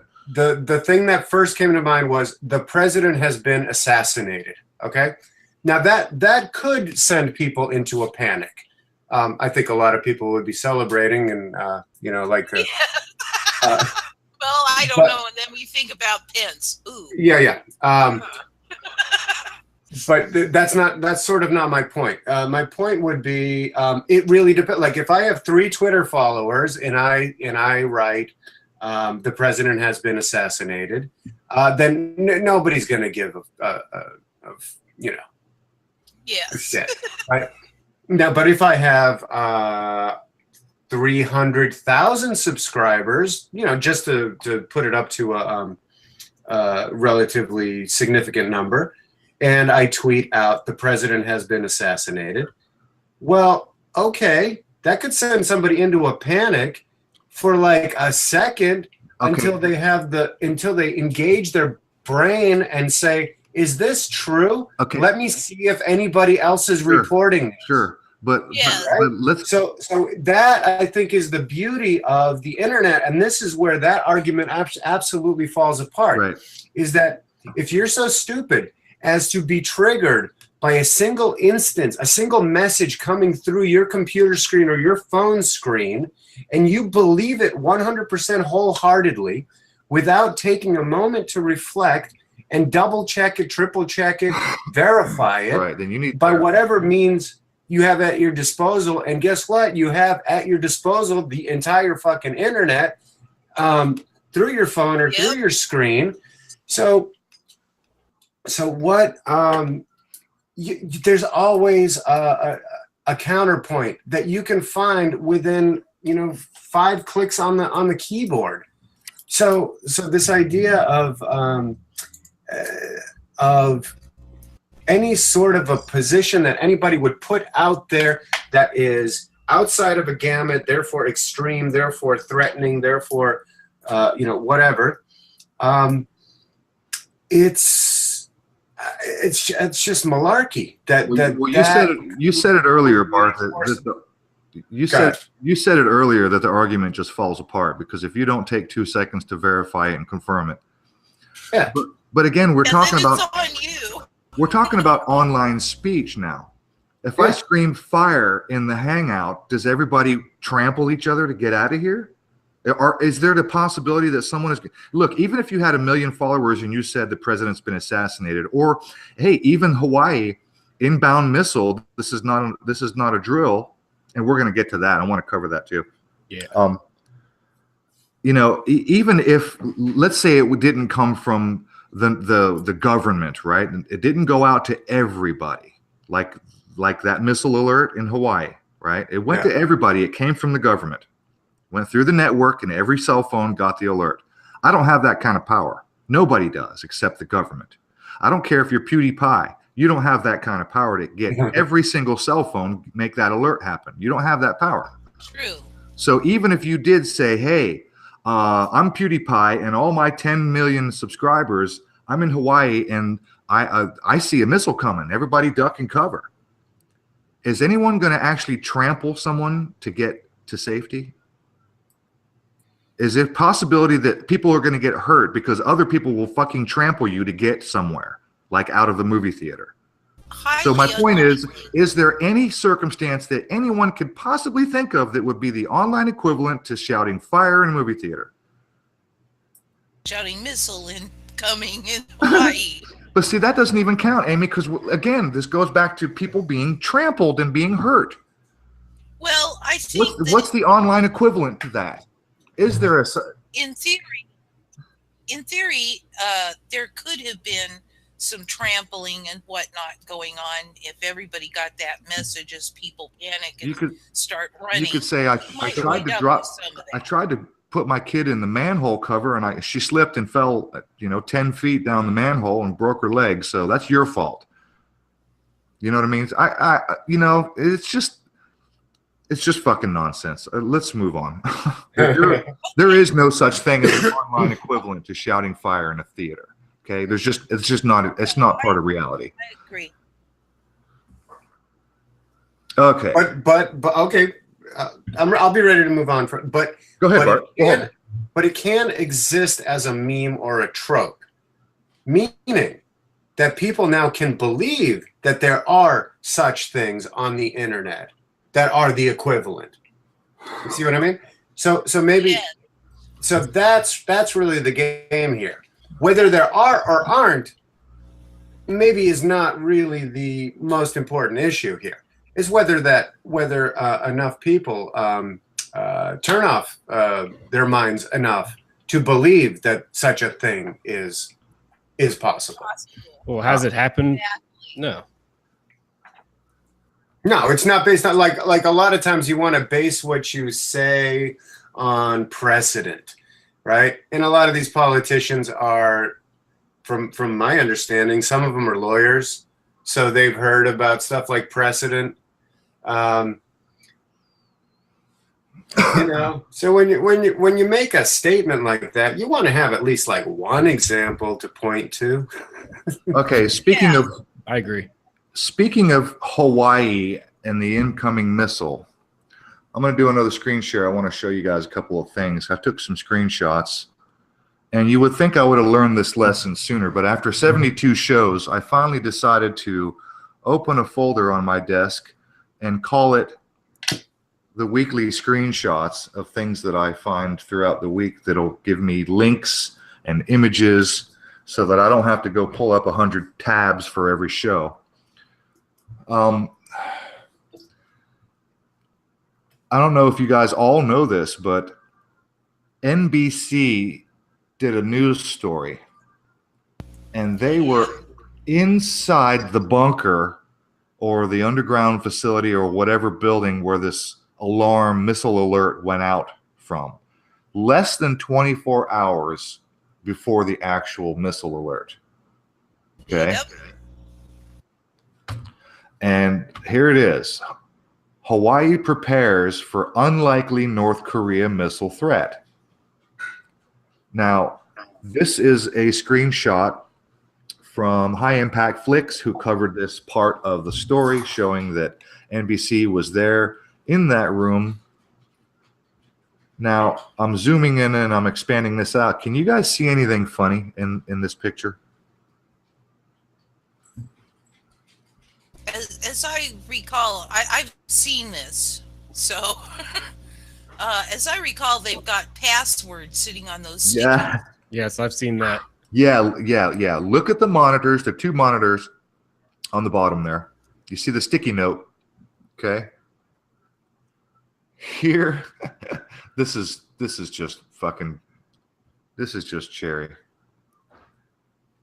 You can actually read what the password is to this computer system. Yep. Warning 12, warning 1-2, or it's what's it say there? WAR. Warning and point 2. Yeah, warning point 2. That's what it is. Warning point 2. So there's the password if anybody wants to. I don't know why, but I get this really weird feeling that it might have been changed by now. Yeah. Okay, so less than 24 hours before this alert went out, NBC was in that very room doing a story. And anybody who's interested in the overall details, if you want to see, High Impact Flicks covered this on this particular video with this title here. So he covers it. There's the title of the video. Was that the one where he covered where they showed the phone that they were told they received the call in? Yeah. The reporter asked him, and which phone is it? And he points to a standard phone which is sitting behind that monitor. Standard multi-line. Multi-line phone. That's right. You know? And he goes, "Yeah, here's the phone right here." And he picks up the receiver just then. Like who cares? They may be calling us to tell us a missile is coming in right about now. Yeah. You never know. But I'll just pick it up so they can't get through. Oh, it was just hysterical. I could not believe that this was being put out as if it was something real. Okay, so we've all heard about the excuse that it was a shift change and the guy hit the wrong button, right? That's bullpucky. This is supposed to be the actual message, because according to I understand this is supposed to be true, that every time they do a shift change that they test the system. Okay? Every 12 hours, every 8 or 10, whatever shift change is, right? They test the system. Okay, fine. You should. For Christ's sake, you should test that system regularly. Yeah, absolutely. Definitely. But does anybody really believe that this right here, you have two choices, one on top of the other? Test missile alert and missile alert. No, I don't buy that. And does anybody believe, because look, try to get in your computer or your cell phone and try and delete a photograph. Try to delete a photo or a video. Try to delete a text message. It always says, "Are you sure?" You're fucking A right, it does. Yes. And if missile alert, it would come back. Are you With- sure? Somebody was mentioning something about how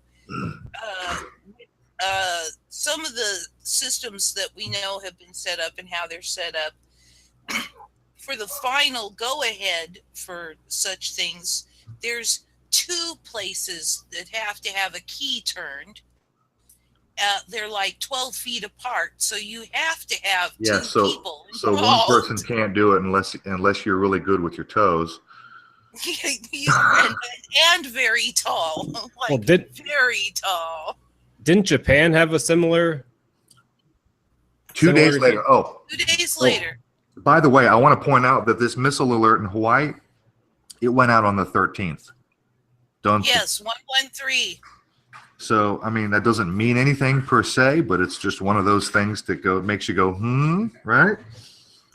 Hey, do you all remember that video that Genesis did in the, I guess it was the 80s, Land of Confusion, Yeah. where it was all the I don't remember puppets? the video, but I know the song. Yeah. Have you ever seen the video? I probably have. I don't remember it. Oh man, you got to see it again. Maybe we could do it for our we could play it for our halftime for our intermission or something. It's genius, and it's just as true today as it was 30 years ago. Sure. All of the archetype, but at the very end of it, so it's Ronald Reagan. There's a Ronald Reagan puppet, and he's laying in bed, and he wakes up, and he and Nancy are in bed, and he's drenched in sweat, and he's like, "Oh, that was a crazy dream I just had," and he reaches over to, I need a glass of water. Let me call the nurse, and he pulls back the curtain, and there's a big red button that says nurse, and then right next to it is a big red button that says nuke. And he presses the nuke, and then the mushroom cloud forms. Yeah, and then it comes back to him. He goes, "That's one hell of a nurse." That's funny. I've seen people make videos about this Hawaii thing where they inject the Homer Simpson sitting at his job pouring coffee on the console at the nuclear control station. Yes. Yeah. Okay, so yeah, this Hawaii thing happened on January 13th, which might be something. It's one of those things, makes you scratch your head and go, oh, okay. And then 3 days later, on the 16th, that's 116. Now, that's an inversion. Of 911. It's a 911 from left to, if you take and rotate it clockwise, not flip it straight upside down, but just rotate it clockwise. Rotate it 180 degrees either direction. Yeah, 180 degrees. It's basically an upside down 911. Absolutely. So here's the interesting thing about the Japan thing. Yep. I thought I opened it. There it is. Now, United States to sell Japan, wait for it, $133 million in missiles to counter North Korean threat. And this article was on 1/9/18, 7 days before the Japan missile alert. At 5/5. Yeah, at 5:50. Double fives. Yep. Yeah. So on the inverted day of 9/11, on 1/16, Japan had a missile threat, which was 1 week after the United States to sell Japan $133 million in missiles. Okay, wait. $133 million in missiles? That's what it Is it- says.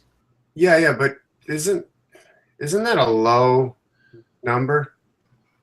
I would think 133 million doesn't buy a whole lot of missiles. Is that If you get Yeah. What is that, like 4 government's missiles? figures. Yeah, probably 4.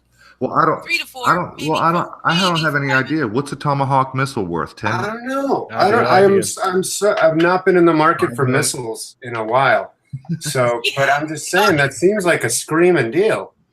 Only 133 million. Also, isn't 133 million dollars like spent every day, Every hour.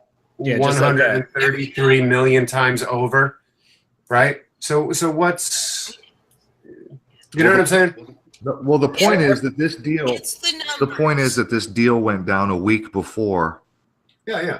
and a week later, they have this false missile alert. Yeah.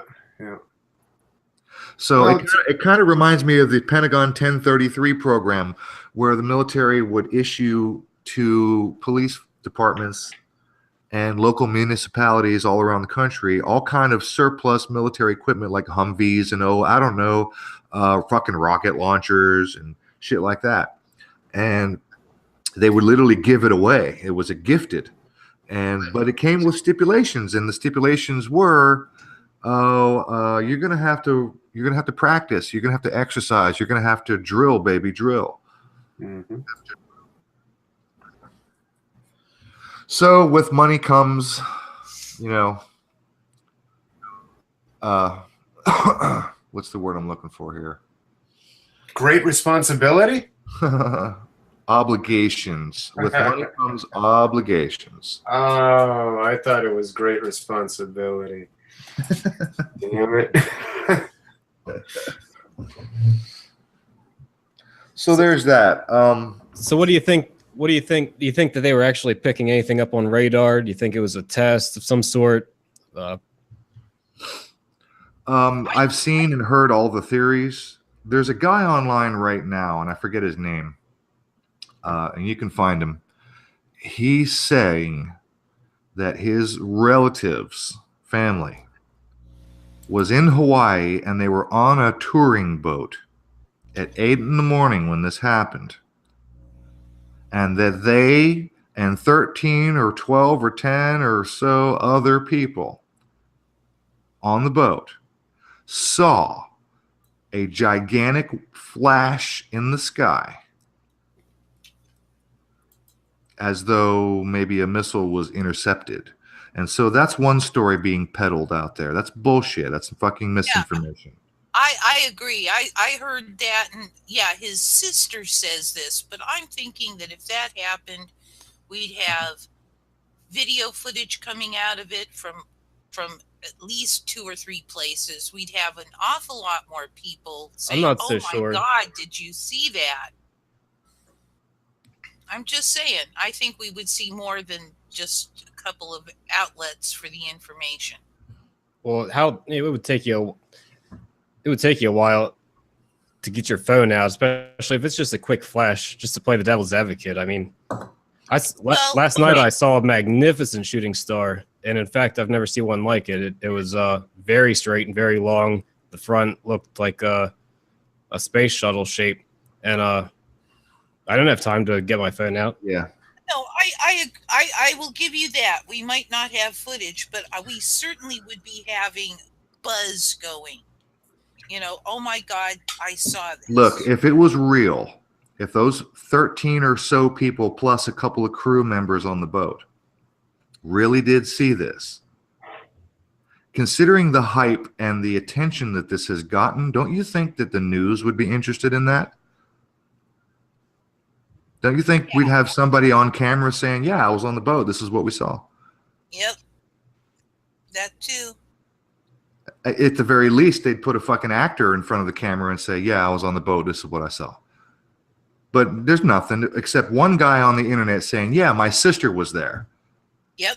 Kind of reminds me of Las Vegas. It's like my friend's neighbor's dog's pet sitter was at the concert, and she said, blah, blah, whatever. Yes, exactly. Second-hand, third-hand accounts. I'm not falling for it. Sorry, no. Yeah. How about a couple of people that were on the boat, including the boat operator? That's saying, hey, this is saying, what yeah, this I is me, saw. this is my name, this is my boat, this is my business. I put everything at stake. This is what I'm telling you. This is the fucking truth. Nope, nothing. Yep. We got a guy on the internet saying, "Yep, my sister said so."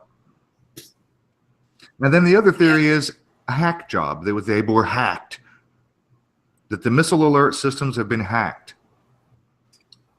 I'm not falling for that one either. Nope. I don't believe that. I think I think they might be more or less on a dedicated, insular thingy. They wouldn't want it to be hacked, so there wouldn't be any way to get in from the outside. So what's your gut feeling? The gut feeling is number one, fear, fear, fear, fear, fear. Yep. Number two, beta test. Yeah. Yep. And when I say beta test, I mean how are people acting, reacting, how they act on social media, how many kids are falling down in storage, drain tunnels and sewage pipes. You know what I mean? Yeah. What kind of public reaction? Mhm. I think it's also an element of the boy who cried wolf. Yep. Because when the real And then event does happen, There'll be a delay and a little bit of wiggle room, a little bit more wiggle room to work with in order when the to real event happens, you craft won't the see it coming. story.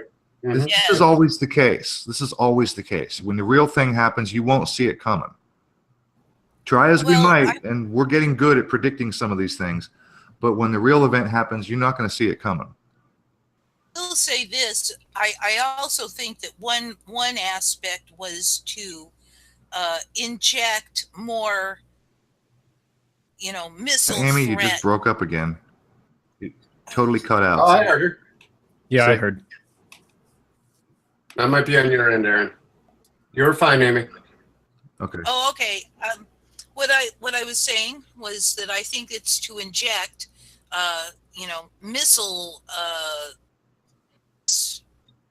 into, to get us to think more about missile, which is tied in with the fear, Mhm. but it's also tied into the idea that if they shoot and blame North Korea, golly gee, do you think most people will believe it? So, as part of Good point. to finish my answer to Zach's question, I have to go all the way to the Golden Globes. And although it might seem like I'm shifting gears, I'm kind of not. Because as many people are aware, the Golden Globes just happened. We all know about the Hollywood pedophilia, Harvey Weinstein, the Kevin Spacey, the Aziz Ansari, all this, all the accusations out of Hollywood, all that shit. And then the Golden Globes come along, and all of the attendees decide that we're going to wear black, and we're going to encourage everyone at home watching to wear black. Right? I did not hear this. Okay. The hashtag Me Too movement. Mm. And then at the Golden Globes was the hashtag, ready? Hashtag Time's Up. And they decided that they're all going to wear black in solidarity. Time's up. We've had enough of this. Time for everybody to come forward, and time for all the predators to go to jail. And hey, look, nobody's fucking going to jail. Okay? Nope. Yeah, I've noticed that. Nobody's been going to jail lately. Harvey Weinstein doesn't look like he's going to jail anytime soon. Nope. But we got all these actors and actresses dressing in black, encouraging people at home to wear black. Hey, who wears, who wears black? When is appropriate time to wear black? Funerals? Funeral? Wedding If you're the groom, I suppose. or But when is an appropriate time for everyone to wear black? Raiders game? We do love you. We do love you. A funeral. Okay, so check this out. So the Golden Globes come along, hashtag time's up. Keep that in mind. Time's up. Everyone's wearing black. Time's up. As if that's predictive programming. Trump's fire and fury statement that he made, if you guys remember this, a couple of weeks ago, that Kim Jong-un would be met with fire and fury. Yeah. And literally within the span of about a minute, he says that statement twice, which, by the way, is also almost identical, almost verbatim, a statement that was uttered by none other than Harry S. Truman, referring to Japan and the Hiroshima bombing. I thought that sounded familiar. Yep. Is fire and fury, is that biblical? Or is it? It might be. I don't know. I haven't heard anybody pick it out. It's certainly general Western. And power. Power is a part of this. Fire and fury and power. Wow. These are words that were uttered by Harry Truman regarding the nuclear bombing of Hiroshima and Nagasaki. I have been saying for a long time that they are building the script on the literal world stage to World War III. Yeah. And they are building. Gee, it looks like it more and more. Yeah. So Trump's fire and fury statement actually came 3 times on 2 different occasions. The first time when he was asked about it, he said it twice in his response, his answer. He actually said it twice. And then later at a press conference, he said the same thing again. So I've heard Trump say this 3 separate times. And again, it's nearly identical statements as Truman's speech after Hiroshima regarding between Hiroshima and Nagasaki, Truman gave that speech. Okay. Then in the very same week, the book Fire and Fury being called in the media, the book Fire and Fury comes out, and the media called it a bombshell book. Oh,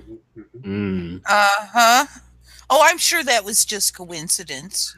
And then, again, in the same week, Trump Tower catches on fire. And now we have the Illuminati card with the Trump Tower catching on fire. Right. Which, by the way, came right on the heels of the Clinton CIA outbuilding catching on fire. Yep. Which we never even got to cover last week. But whatever. Some Stars building caught fire too. I can't remember the name. I mean, it's like we've had 3 fires. Now, all of this came within the same month of a movie release about Obama. The movie release date is January 19th, 119. Oh, that's today. 119, huh? Yeah, 119. 9/11. 119 911. Yep. That's right. So within the same month, all this happened in the same month. Okay, the book Fire and Fury being called a bombshell book. Trump Tower catches on fire, and now today, the release of this movie about Obama on January 19th. And guess what the movie's called? The Final Year. And Obama. Oh, Obama. So, if that's not predictive programming, I don't know what is. Yeah, I don't know what is either. Like Amy said, they're building a script. Yep. Sure are.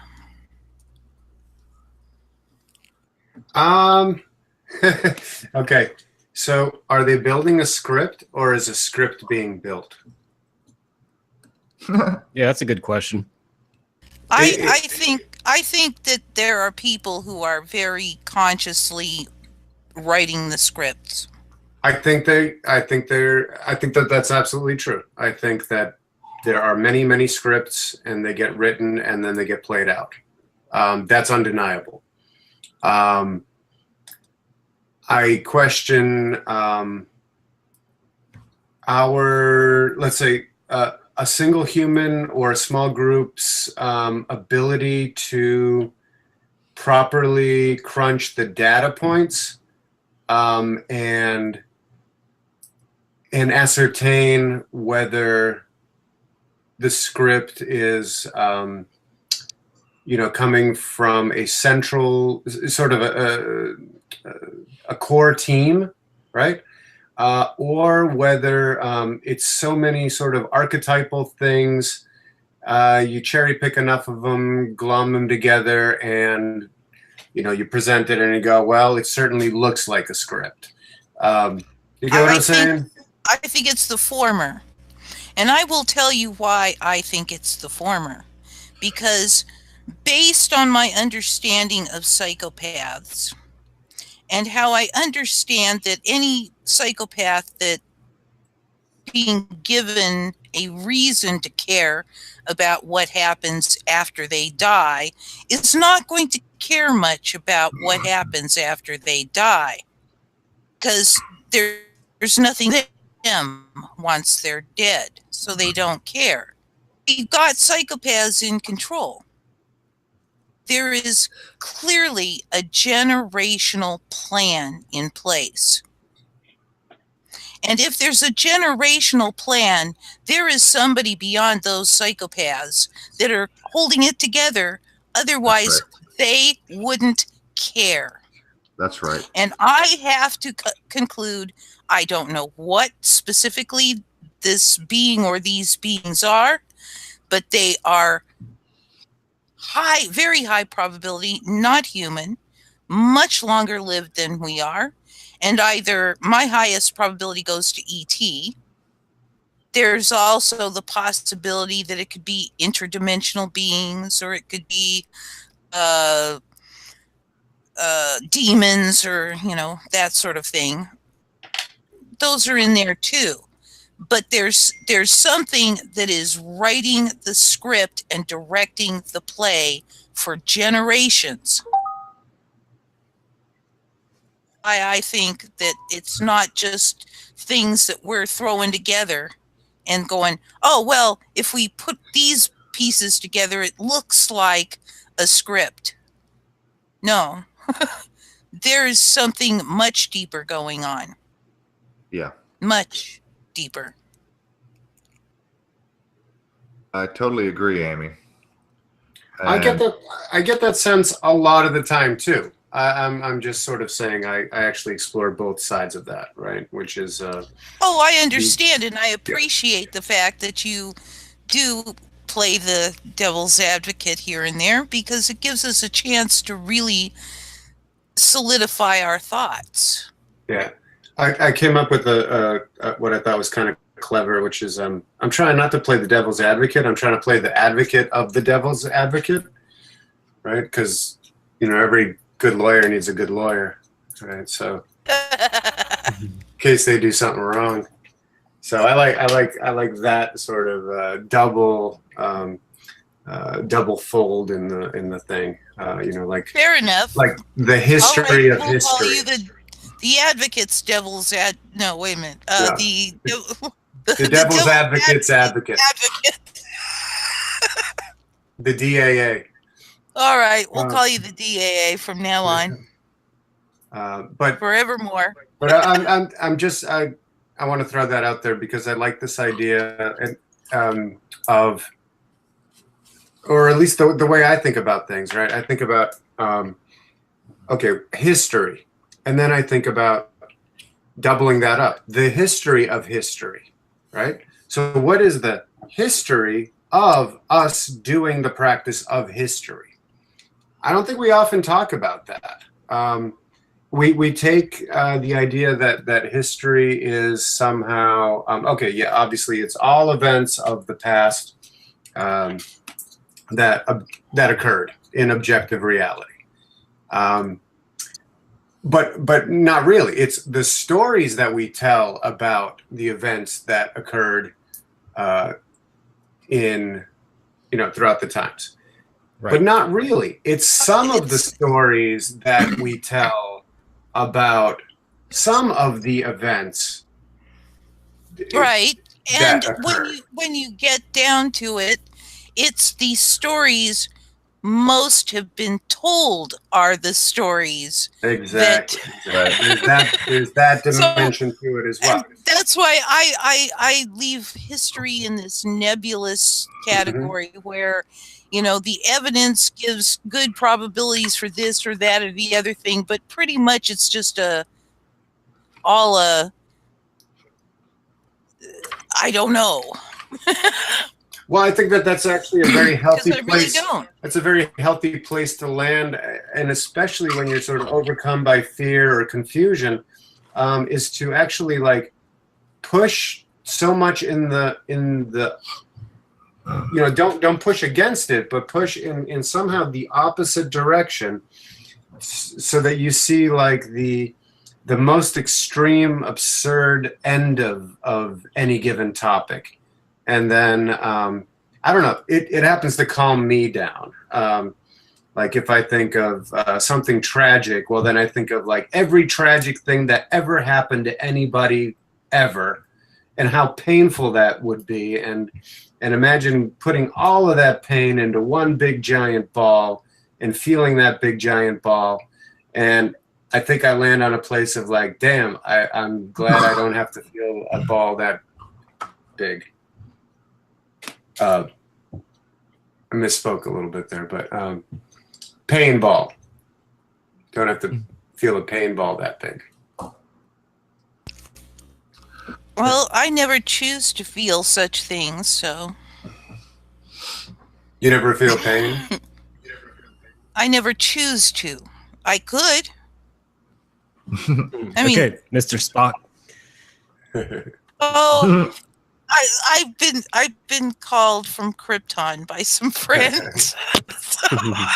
I don't know. You laugh too much to be from to be a Vulcan from Krypton. You say?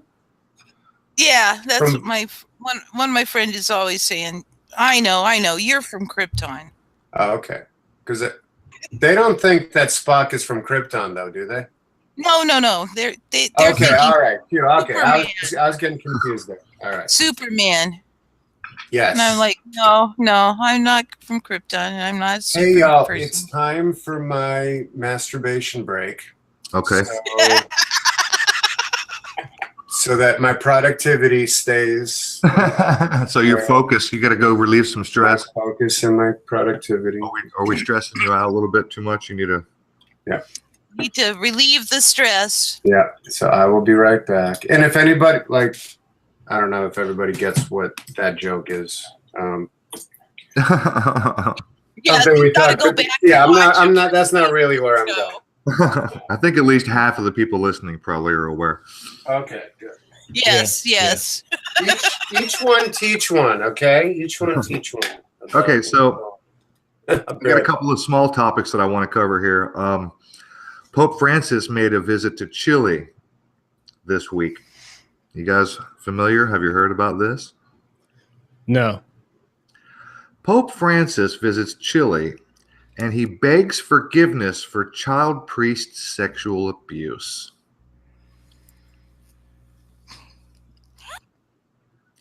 Because I suppose, as the old saying goes, it's better to ask forgiveness than permission. Do you know what I mean? Yeah. So Pope Francis is in Chile this week, and during one of his speeches, he begs forgiveness for the priest's sexual abuse. And we thought it was just us.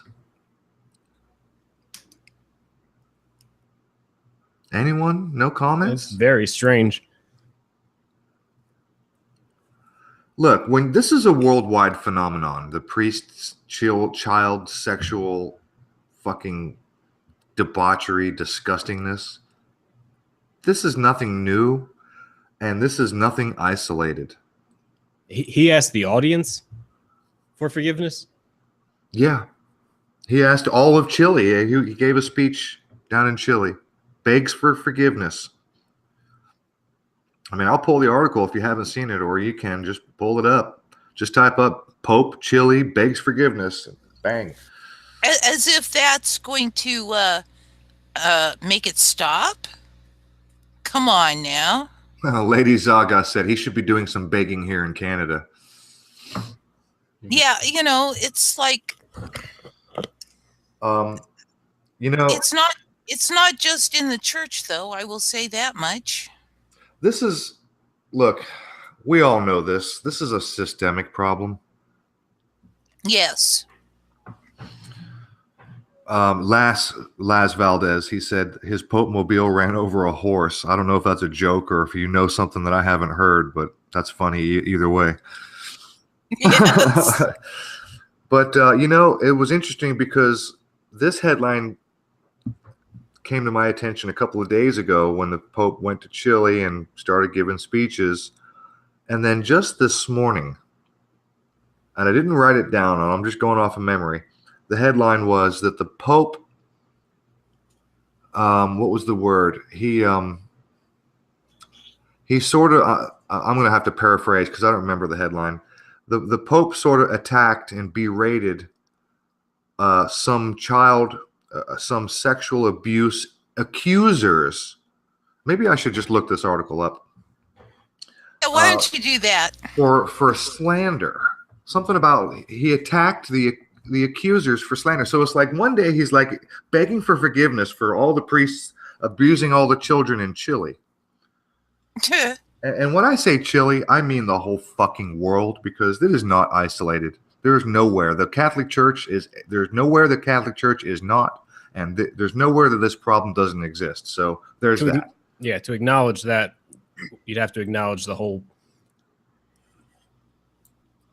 Yeah, but yes. Yeah, but obviously he's in Chile, so let me see if I can pull up a tab and get my Google to work for me without kicking me off my own fucking Hangout. I had too much shit going on. I don't know if it was me with too many tabs and too many pages open, or this happened to me last time. It wasn't last week, 2 weeks ago we did a show. I got kicked out, or was it 3 weeks ago? But anyway, I don't remember. It wasn't. I don't think it was the last show. I think it was the show before. Yeah, but you can't have it both ways. You can't ask for forgiveness and then attack people for slander. Yeah. I mean, come on. I think I found it. Here we go. Pope accuses sex abuse victims in Chile of slandering bishop. Let me share. Let me just share.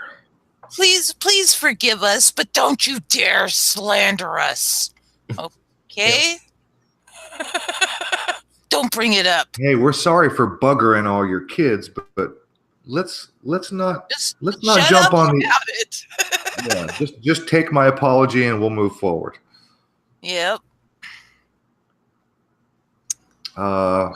Let me just grab this third one down here. BBC, the trusted BBC. Oh yeah, we trust them. Pope Francis slander comment angers Chile abuse victims. Chi chi chi lay lay lay. Chi chi chi lay lay lay. You guys remember that? No. The tunnel collapse. The miners, the 33 miners that were trapped.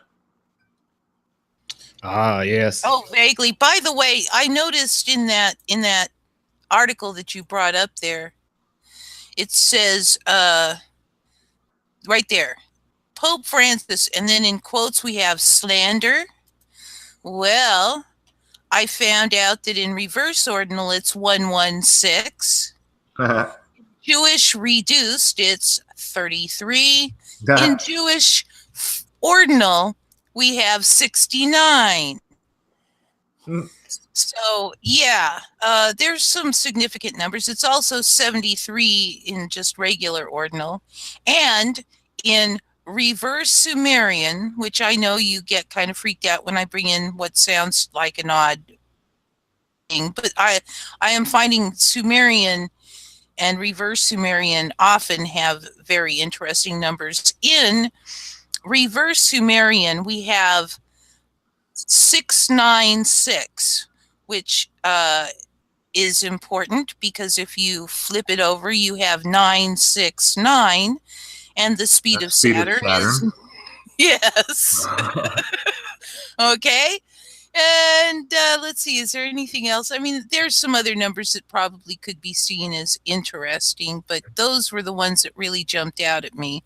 I mean, in reverse full reduction, it's 44, which is the kill number, if anybody knows about what all that is. 44 is a well-known number. Yep. So, yeah, the fact that they put the speed of Saturn, the kill number, a 911 upside down, the 33, the 69 in that one word with the Pope is just a coincidence, I'm sure. Okay, so I got 2 tabs and 2 articles open here. We'll look at this first one here. On a visit to Chile, Pope asks for forgiveness over sexual abuse scandal. So here's this article. Pope Francis is welcomed by Chile's President Michelle Bachelet. Hope I pronounced that right. Close enough for government work. At La Moneda Presidential Palace in Santiago on Tuesday. Pope Francis arrived in Chile to begin a 3-day visit. There's one. Let's look for another one. 3-day visit. Opened his trip by asking for forgiveness over a local priest abuse scandal that has left the country reeling and prompted a less than warm reception for the Argentine-born pontiff. They should also specify Jesuit. They should, but they don't. The Pope specifically is the target of ire because he appointed a bishop who many Chileans accuse of covering up sexual abuse by a now disgraced priest. Francis directly addressed the controversy in a speech to Chilean President Michelle Bachelet and other officials on Tuesday, as Emily Green reports. Quote, Francis said he felt bound to express my pain and shame at the irreparable damage caused by some ministers, plural, of the church. Green reports, quote, he promised he would try. He's not going to try very hard. He would try to ensure such abuse never happened again. Yeah. Thank you. Yeah. Thank you for promising to try. I'm going to shake my fingers in the general direction of your country and say, don't do that. Yeah, now can we just will be it. Now can we just shut up about it and move on? Yes. Right. Hey, what was it that Yoda said to Luke Skywalker? No, there is no try. There is only do. You do or you do not. Yep. There is no try. But the Pope is going to try. He's got shit to do, but he's going to try. Okay. You know, he's a busy guy, but he'll try. He's going to try to make sure it doesn't happen again. Yeah. That's a ticket. Quote, it is right to ask forgiveness, the Pope said, according to Associated Press translation. It is, I should say, Rothschild translation. It is not clear if the Pope will meet with sexual abuse survivors during his trip. No. But when he's not being accused of being a pedophile cover-up, he'll wash your feet, he'll kiss your babies, he'll bless you and make you have sight. No. But it's not clear if he's going to meet with the sexual abuse survivors. He's not going to meet them. He's not going to talk to them. And now, while on that note, I'm going to jump to the other one where he says there is no proof. Pope Francis has triggered anger in Chile after accusing victims of pedophile priest of slander. Francis said there is, quote, no proof of their claims that abuse by Father Fernando Caradima had been covered up by another man, Bishop Juan Barros. Quote, there is not one single piece of proof against him, Bishop Barros, and is all slander. Is that clear? The Pope said. It's that way because I said so. Holy fuck. All right, I got one for you. True or false? A dog has 3 legs. True. True. Is there a follow-up? Just I would say that that's true for all dogs unless they've lost 2 of them. Right.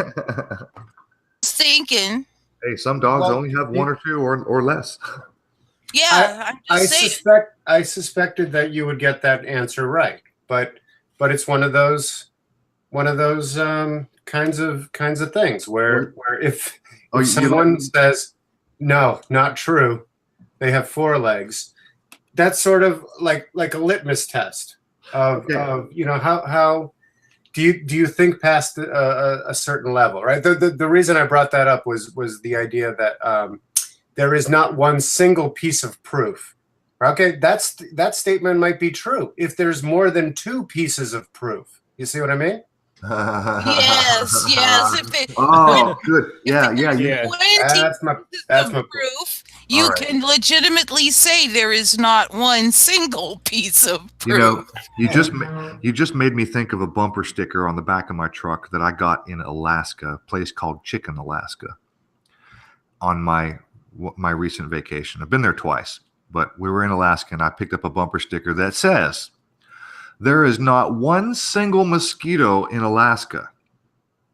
They're all married with very large families." Yeah, exactly. Yes.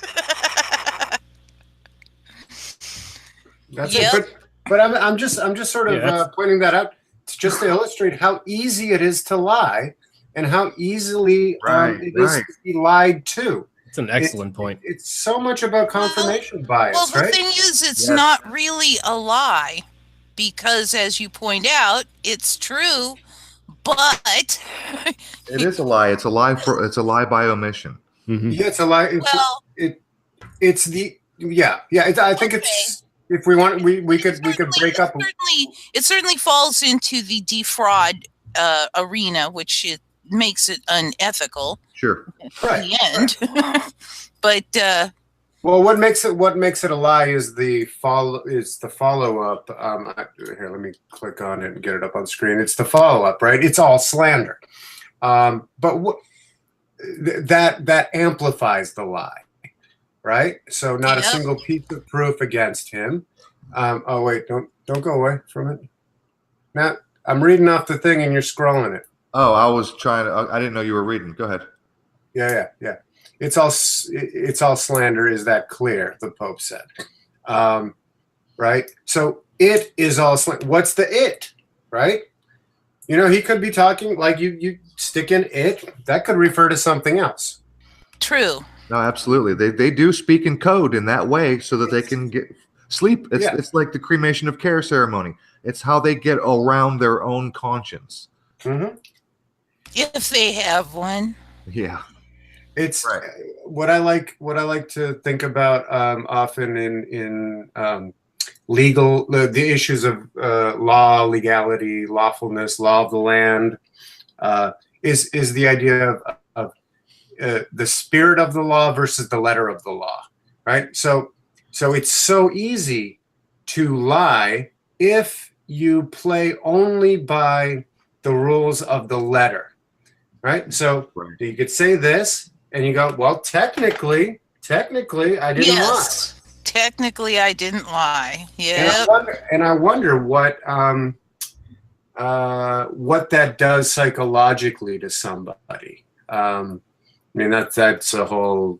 I guess books could be written about that, but specifically that species of speaking and communicating, where you give yourself this out, like you say, the cremation of care ceremony is related to that. Anyway, you get the idea. So we can move on. Yeah, and before I forget, you also made me think of, because of the way you phrased that little riddle a moment ago, I'll throw one at you just for fun. How far can you walk into a forest? Right. I would guess halfway. Good girl, Amy. If you're capable of it. I mean, if somebody asked me that question, I'd say, about a half an hour's worth, and I don't know where that'd get me. And then I have to sit down. No, but technically you can only walk halfway into a forest. Right, because after that, you're walking out of a forest. Yeah. Yeah.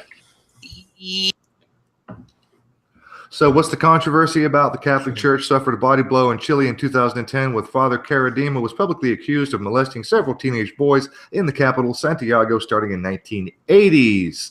Let's see, this is 2018. We're talking 38 years ago, almost 40 years ago. Damn near as old as I am. In 2011, the Vatican found him guilty of abusing teenage boys, sentenced to a lifetime of penance and prayer. Oh, Lord. Oh, dear. gee. I The gotta run that. hardship. I gotta run that. Oh, the hardship. That might be a little harsh. Jeez. A lifetime of penance and prayer. Hey, what's the definition of penance? Does that just mean you're feeling sorry for something? What is? I don't know, but What is like the definition of penance? isn't the definition of like taking the job of a priest a lifetime of penance and prayer anyway? Good point. Right? So it's like Yeah, penance is a voluntary self-punishment inflicted as an Voluntary self-punishment. Yeah, well, I'm not going to volunteer very much today. I'll think about it tomorrow. Yeah.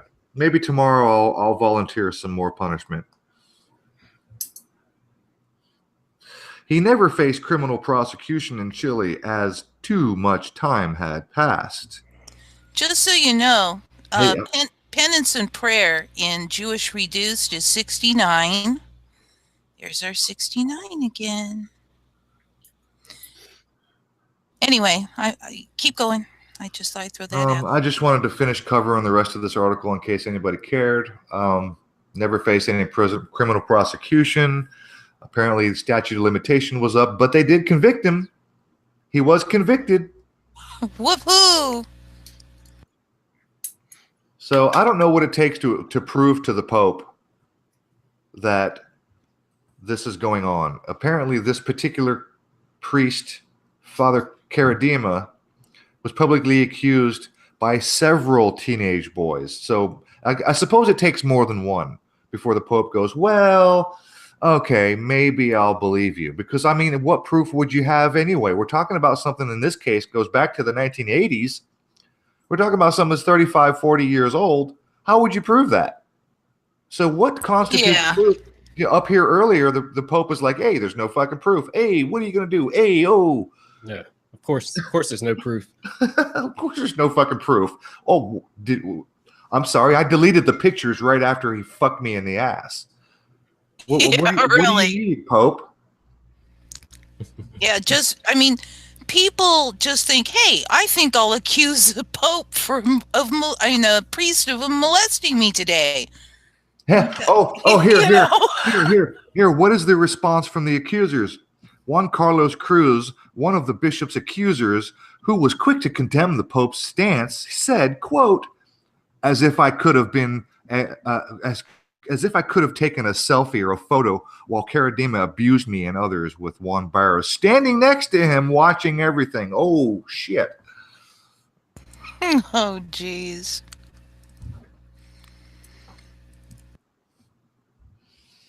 Wow.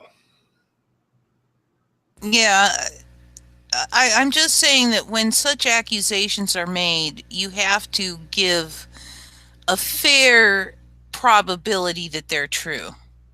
Because, like I said, let's have some shits and giggles. Let's accuse this guy of molesting us. That doesn't happen. it's not a popular stance. No. People think let's go put a whoopee cushion in that guy's chair. I'm coming up with some older jokes there, but you get the idea. That's the sort of thing that they go for. You don't decide to try to ruin a priest's life with false accusations like that. That just, here we go. Why? The Pope Francis began his trip with an uncompromising message. Okay? Keep that in mind. Uncompromising message. Quote, it is right to ask for forgiveness and to make every effort to support the victims. Wait a minute. Didn't this article say a little bit earlier that the Pope, they weren't sure if the Pope was going to meet with the victims? So what about the True. uncompromising message to support the victims, but they don't know if the Pope's going to meet with the victims or not? Well, Get the fuck out of here. You know how busy he is talking to God? He doesn't have time for that. Yeah, really. You know, this is a bunch of Orwellian doublespeak is what this is. Yeah. Yeah, yep. A good cognitive dissonance piece. Yeah. Yeah. Remember, okay, I just wanted to loop back real quick to that topic earlier about, extremist language, incitement on the internet, that kind of a thing. It made me remember the trend that was happening, 10, 12, I guess over 20 years ago it started. Extreme, right? Everything was extreme. The X Games, extreme sports, extreme this. Remember how that was? Yes, yes. That mantra or that meme or that trope was just shoved down everybody's throats, and extreme everything. Extreme this, extreme Yeah. that. Yeah.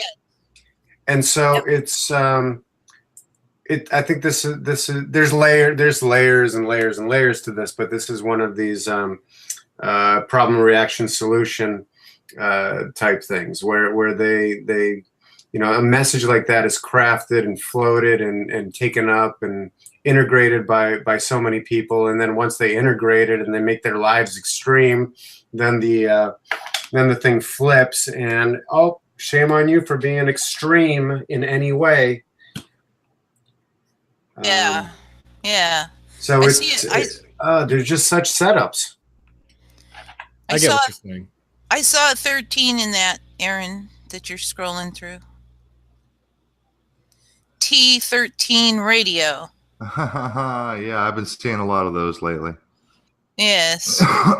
13 is one of their best and brightest hoax codes. Yeah, speaking of 13, in the news right now is this case of the Turpin family. Oh, yeah, that is so much garbage. They had 13 kids, and a couple of them were shackled to various pieces of furniture. Yeah, I'm not buying it. They were allowed to eat once a day and shower once a month. I'm not buying it. I'm not buying it either. Why not? First of all, because it's on the news. Yeah, really. Start with that. Second of all, they interviewed a couple of witnesses, and one guy basically said he saw the kids once when they said they were going to fine people for not having their yards up to snuff. And so the children came out and cleaned up the yard, and then that was the only time he saw them. And then this other lady is saying they wouldn't make eye contact. They didn't want to look at you. You know, like she's seen them often enough to get a real feel for what all the children behave like. Okay, this just doesn't mesh. If the children were always in the house only to be seen that one time from the neighbor next door, he seemed to be, maybe not immediately next door, but within a few houses. Only seen them once, and yet this other lady somehow managed to see them enough to get a really good feel for their behavior as a whole. Something isn't adding up. I'm just saying. Yep, I agree. Okay, so let's move forward to Kentucky. If you haven't heard, Kentucky senator asks the governor to declare a state of emergency because of water issues. If you don't know this, apparently there's a portion of Kentucky that's having a serious water problem. One area in Kentucky around Hazard County, them Duke boys. Yes. One area around Hazard County has been without water for weeks. How come this hasn't been on the news? Yeah, you'd think that would be a crisis that would be making major So news. apparently, it's as a result of shoddy infrastructure.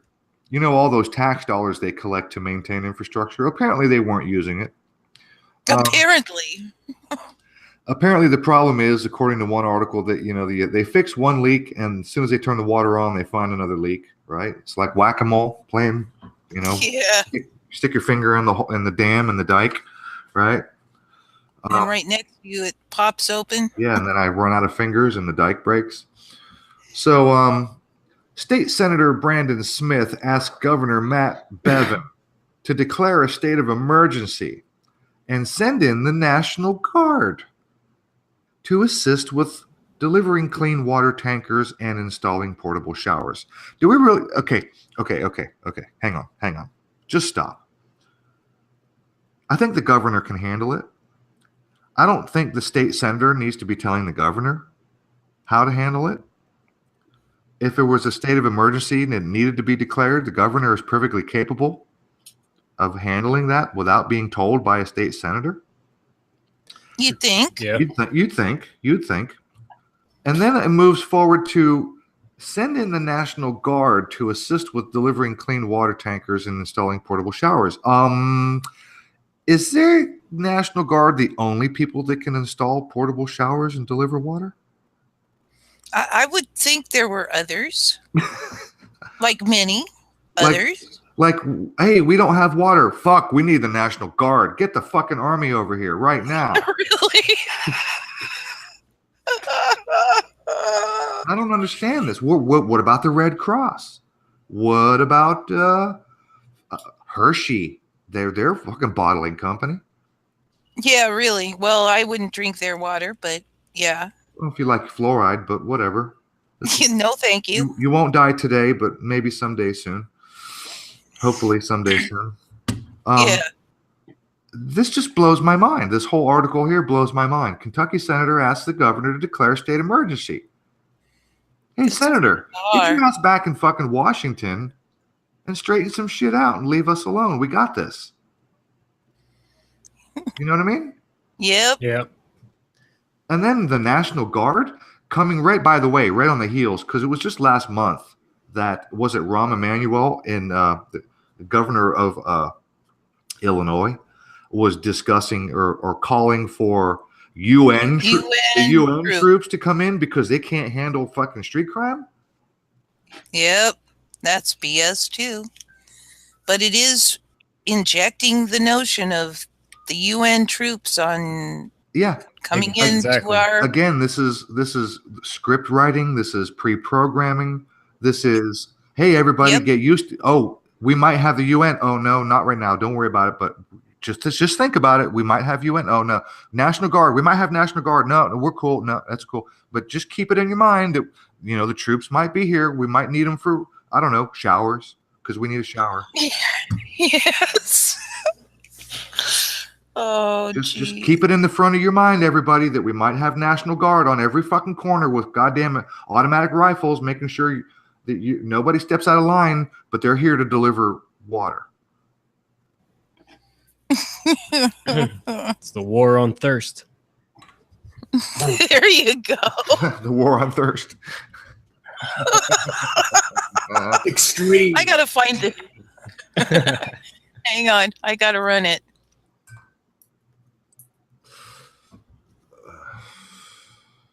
Let's see, the war on thirst. Is there any interesting numbers that come out of this? That should be some soda company's new campaign. Yeah. Like the war on thirst. Here we go. We've got 77 in Jewish reduced. That's important. Let's see, anything else that looks particularly interesting? Not really. Maybe I should take the word "the" out and see if it makes it look better. Greatest potential said thirst, as in Thurston Howell the Third. I like it. I like it. Good one, GP. In Sumerian, you have 9. In Frank Baconis, War on Thirst with no caps is 330. Murray. And Sumerian, it's 990. Marie Kiskonen said fluoride makes you thirsty. Yes. Oh, and satanic. Hey, we've had a lot of 55s tonight. In satanic, it's 550. So, yeah. Anyway, just thought that would be fun. Carry on. So, you know, Trump said the shithole. Let's move forward. Shithole. Let's talk about shitholes. Oh, yeah. Trump said shithole countries. First of all, that was like a second or third hand account. There's no evidence that he actually said it. There's no recording that he said it. And whether he did or not, CNN the other day, somebody actually counted. Guess how many times CNN said the word shithole? 33? 13 times. No, that's a good guess. I'll give you. Well, wait, points. didn't they say s-hole? I don't. Right? I didn't do the counting. I didn't do. No, the, but I think I saw the clip that you're referring to, and it was like, you know, s-hole, I s-hole, suppose, s-hole, s-hole. Bart, I suppose it depends on what time of day, because later in the evening when the kids are in bed, they're a little looser with their language. Yes. It may Yeah. also depend on what network, because like Yeah. RT, if you go to RT, they just say shithole. They don't care. You know what I mean? Yep. And I will say that I did hear it once on MSNBC. Okay, I was all right. So trying guess to how, make sort of a creative point, right? Which is like, this is they just use the excuse of saying s-hole because it sounds like asshole, and so they get to sort of swear. Which is what a shithole is, isn't it? The asshole. Well, yeah. I like where you're Right, going but with that, Bart. I agree.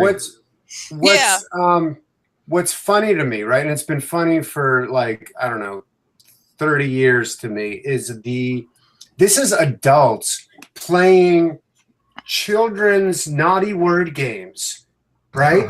And pretending that this thing is serious and somber, right? Have you ever seen like the whole like compilations of newscasters who slipped and said a swear by accident, and how titillated the co-host, or how shocked they are, like, oh my god, you said shit, you know, and it's use like that word. Oh, these are adults, right? These are adults playing little giggle games.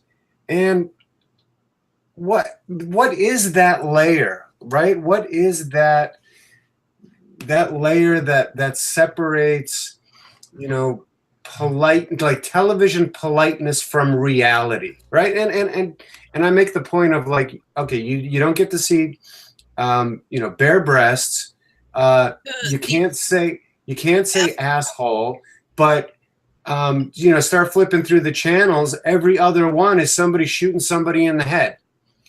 what is it? The FCC regulations? Did I get Sure, those sure. initials right? All right. Those. I got to show you guys.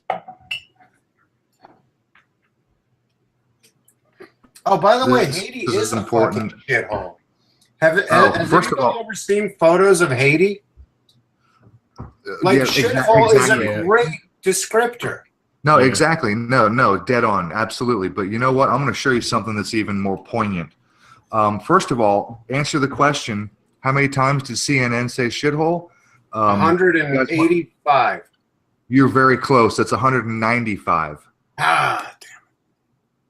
I mean, literally. Okay. In You one day. cut out your state In one day. One here, and I day. just heard 100, and then 195 Yeah. times in one day. okay. All right. So now I'm sharing. I want to show you. This is a video put out. It's called Orange County, California is now a shithole.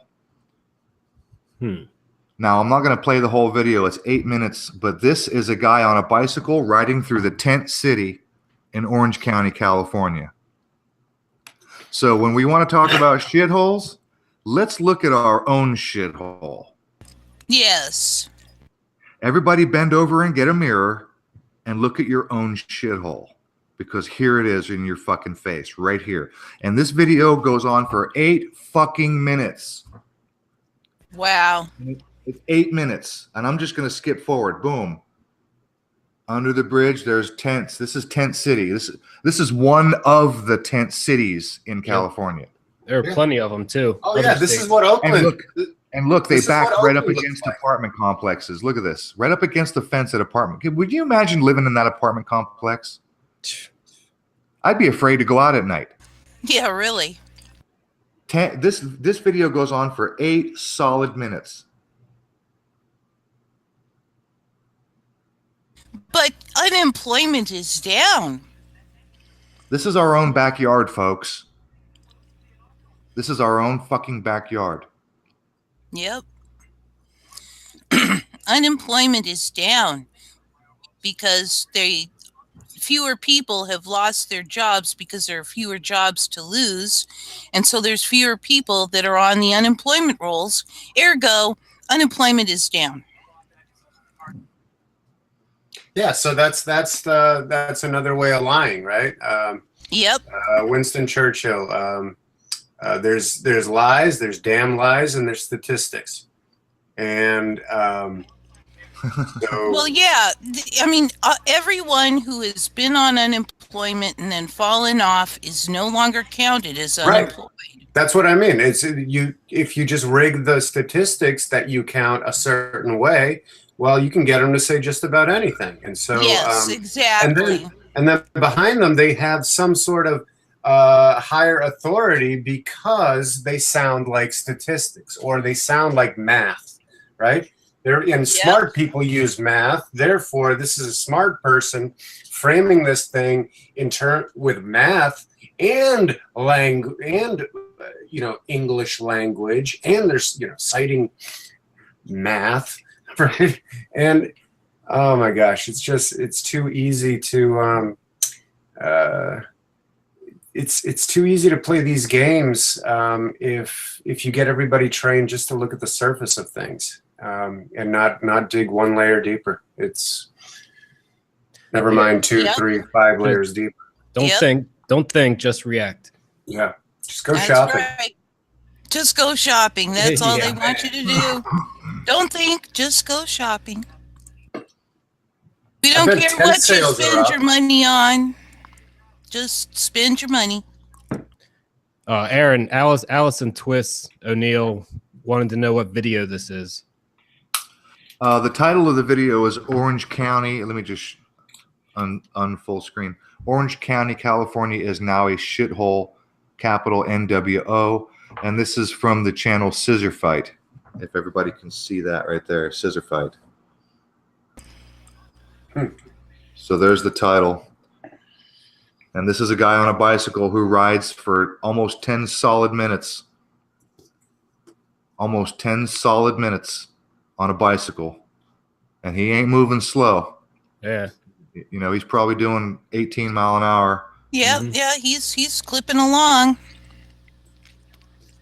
And this goes on for let's see, exactly 8 minutes. This is Orange County, California, and this is one of many tent cities. I've seen tent cities that were, this one's like long and stretched out. I've seen them where they're like really dense and thick. Yep. Yeah. I think Portland. This is our house, guys. This is our house. Mm-hmm. If we can't get our own fucking house in order, we need to just not even be anywhere outside of our own border. There's no reason for us to be in any other country. There's no reason to have troops in Afghanistan, Iraq, Syria, Lebanon, wherever the fuck they are. There's no reason to be spending a goddamn $38 billion a year for fucking Israel military defense.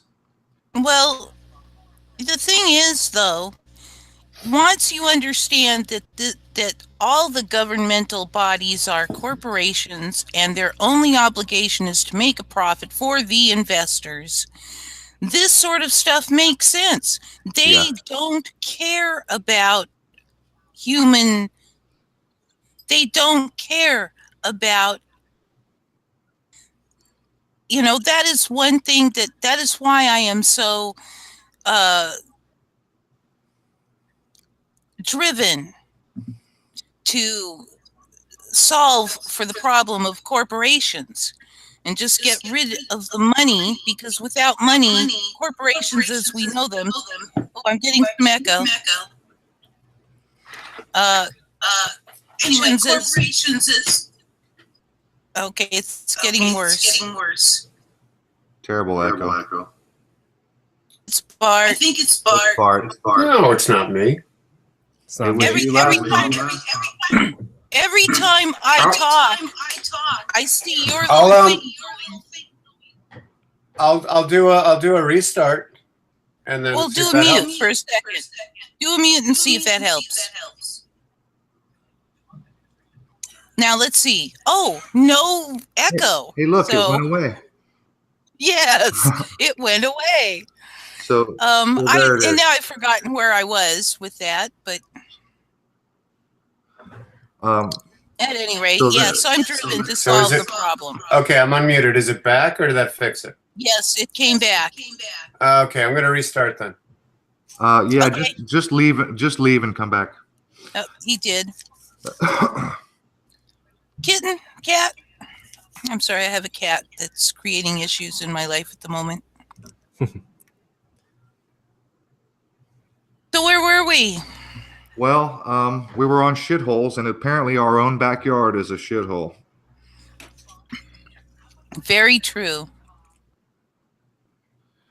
So, Are we okay now? Did that help? yeah, probably. Okay. Yes. Yes, Uh, that helped. it probably just starts lagging just like a microsecond at a time, and then by like 2-3 hours in, it's probably shifted a bit. So you're Yeah, this happened last time. away. You got Yeah. an echo for no reason, and then when you left and came back, it was cleared up. You'll have to send me the outro again, Amy. Oh, jeez. He lost the link, Amy. There's no excuse for it. Hang on. Okay, so- at some point you're gonna think I'm doing this on purpose. Yeah, this I is already do. What do you mean at some point? I know you. I Always- don't like to mess with people, though. So derailing the conversation as usual. Absolutely. really, is that how you see me? No, Okay. not yet.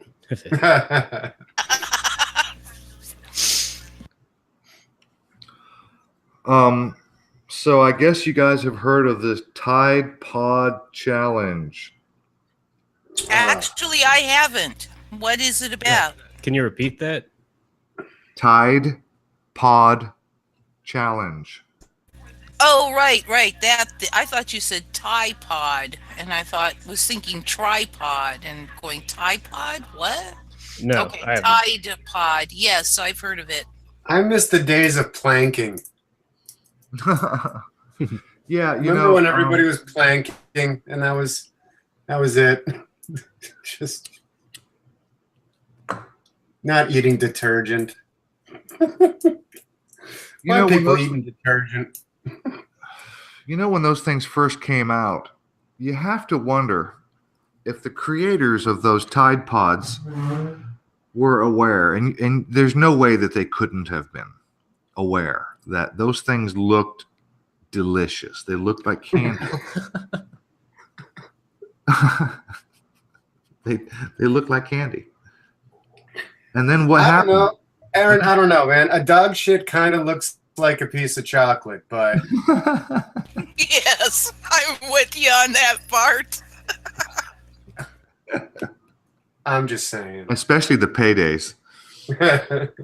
Yes. The chocolate covered paydays are Baby Ruth. Mm-mm. yeah, that's what it was. It was Baby Ruth.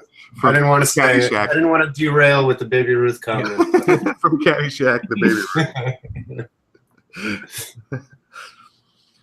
All right, so as if humanity has not hit the lowest of lows, as if people are not retarded enough, and I've spoken about this you remember I told you that 7 or 8% of adults surveyed thought chocolate milk came from brown cows. That's how fucking retarded. Right. That's how retarded people are. Some people are, yes. Well, apparently, if you don't know, people are posting YouTube videos of themselves biting down on these fucking detergent packets, Tide Pod, the pods, those little colored packets that you're supposed to. And those things don't even work very well. Everybody I've heard says that they don't even dissolve completely, and they're just shit product. Yeah, you pull your shirt out, and it's got some dry. I don't know. I think. Go ahead. Go ahead, Jack. Go ahead, Zach. No, I was just gonna say. I think that this whole.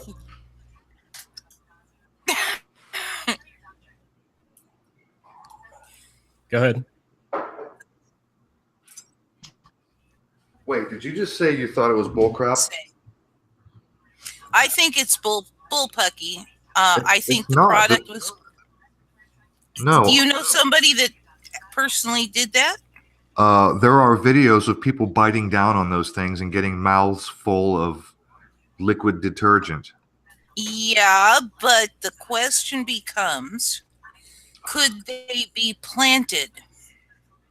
I suppose they could be. No. What's No. really There's no- in those pods? For what reason? To turn the tide? Well,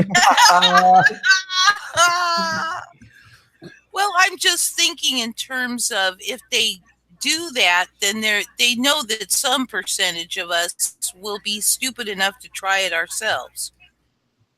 Not me. Well, that's the point, Amy. Some of us are stupid enough to try it ourselves, and the YouTube is proof of it. People are doing it. Well, I think then initially it was a manufactured.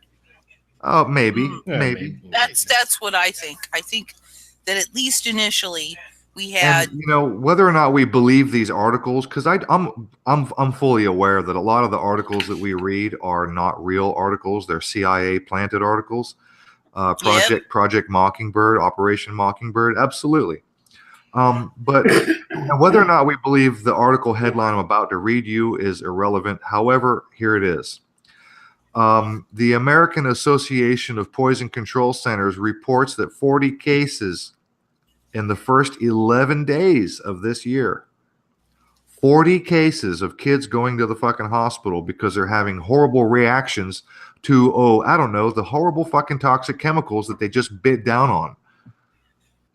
So whether that's real and true, 40 cases in 11 days, I don't know if that's real and true. All I know is that there are actual YouTube videos of people biting down on these things and getting a mouthful of colorful detergent goo. Hmm. I tend to believe it because here it's easy. Okay, it is not difficult. I'll admit to a stupid thing that I tried when I was. We've all done stupid shit. No big deal. For attention. Somewhere a buddy of mine heard about it, and then we tried it, and it was you take a plastic bag and you put Glade. You empty out all the aerosol from a Glade can, and then you huff that, and then everything goes wow, wow, wow, wow, wow, wow. It slows down, and it's trippy. It's like a inverted nitrous hit. It's very strange, and it tastes good because we used to get the peach flavored Glade, so it really wasn't that bad. The baby powder flavored wasn't good. That had a really bad aftertaste. You don't like baby flavor? It's really an acquired. It's an acquired taste. It's an acquired. Yeah, I am European, but I feel like if I was, Southeast Asian, maybe I would go for it. I don't know, but it's what's for dinner. It's Okay. but I'm just saying. I'm just saying. I've always been relatively intelligent, but yet there I was in the graveyard. Huff and Glade, and so that was stupid. So I could see people eating these pods, and there's really nothing bigger than people just being stupid behind it. I could see that. Mad Pieman's directed a comment to you. He says it's full of fiber. Woohoo! Okay, guys. A couple other things that I could cover here, unless somebody else has something they want to talk about. The LGBTQRSTUVWXY and oh yeah, P for pedophile. That community is off the fucking rails and completely out of control. Let's see. The question is why? Why is the LGBTQ community getting so much attention? What is the ultimate agenda? I have my own answers. You guys feel free to pipe up. But let's see. Where was it? Where did it go? Where'd my fucking notes go? Damn it. Maybe I didn't write it all down. I forget where it was. I wish I could remember. Maybe no. I don't know if it was. Okay, I'm sorry. I don't remember where it was. But somewhere very recently, just this week, they passed maybe California, maybe that they just removed the male-female selection from the driver's licenses, something like that. I think that was, yeah, I think, but don't hold me to that. But I think all seeing Pennsylvania. But yeah, one of the states definitely is said to have done that. I'll tell you what, let me see if I can find this real quick. There's a video from Gary Orsom. I love this guy, this Australian social commentator. He's really good. O-R-S, there he is, Orsom. It's a video I want to share. If we got a little bit of time, do a few minutes overtime. License to beige, here it is. Let me do a screen share again. I was going to play a Philip DeFranco video regarding the what was it, that coolest monkey in the jungle t-shirt controversy that went around the other day. Mm-hmm. I missed it. I saw that. All right, Gary Orsom, License to Beige. This is only a 4-minute video, and I'm not going to play the whole thing. Let's see. Do I have a note where to start? All right, just check this out for a minute. We can do a few minutes overtime. Zach, are you cool? Yeah. All right. Let this play for a few minutes. Listen to this.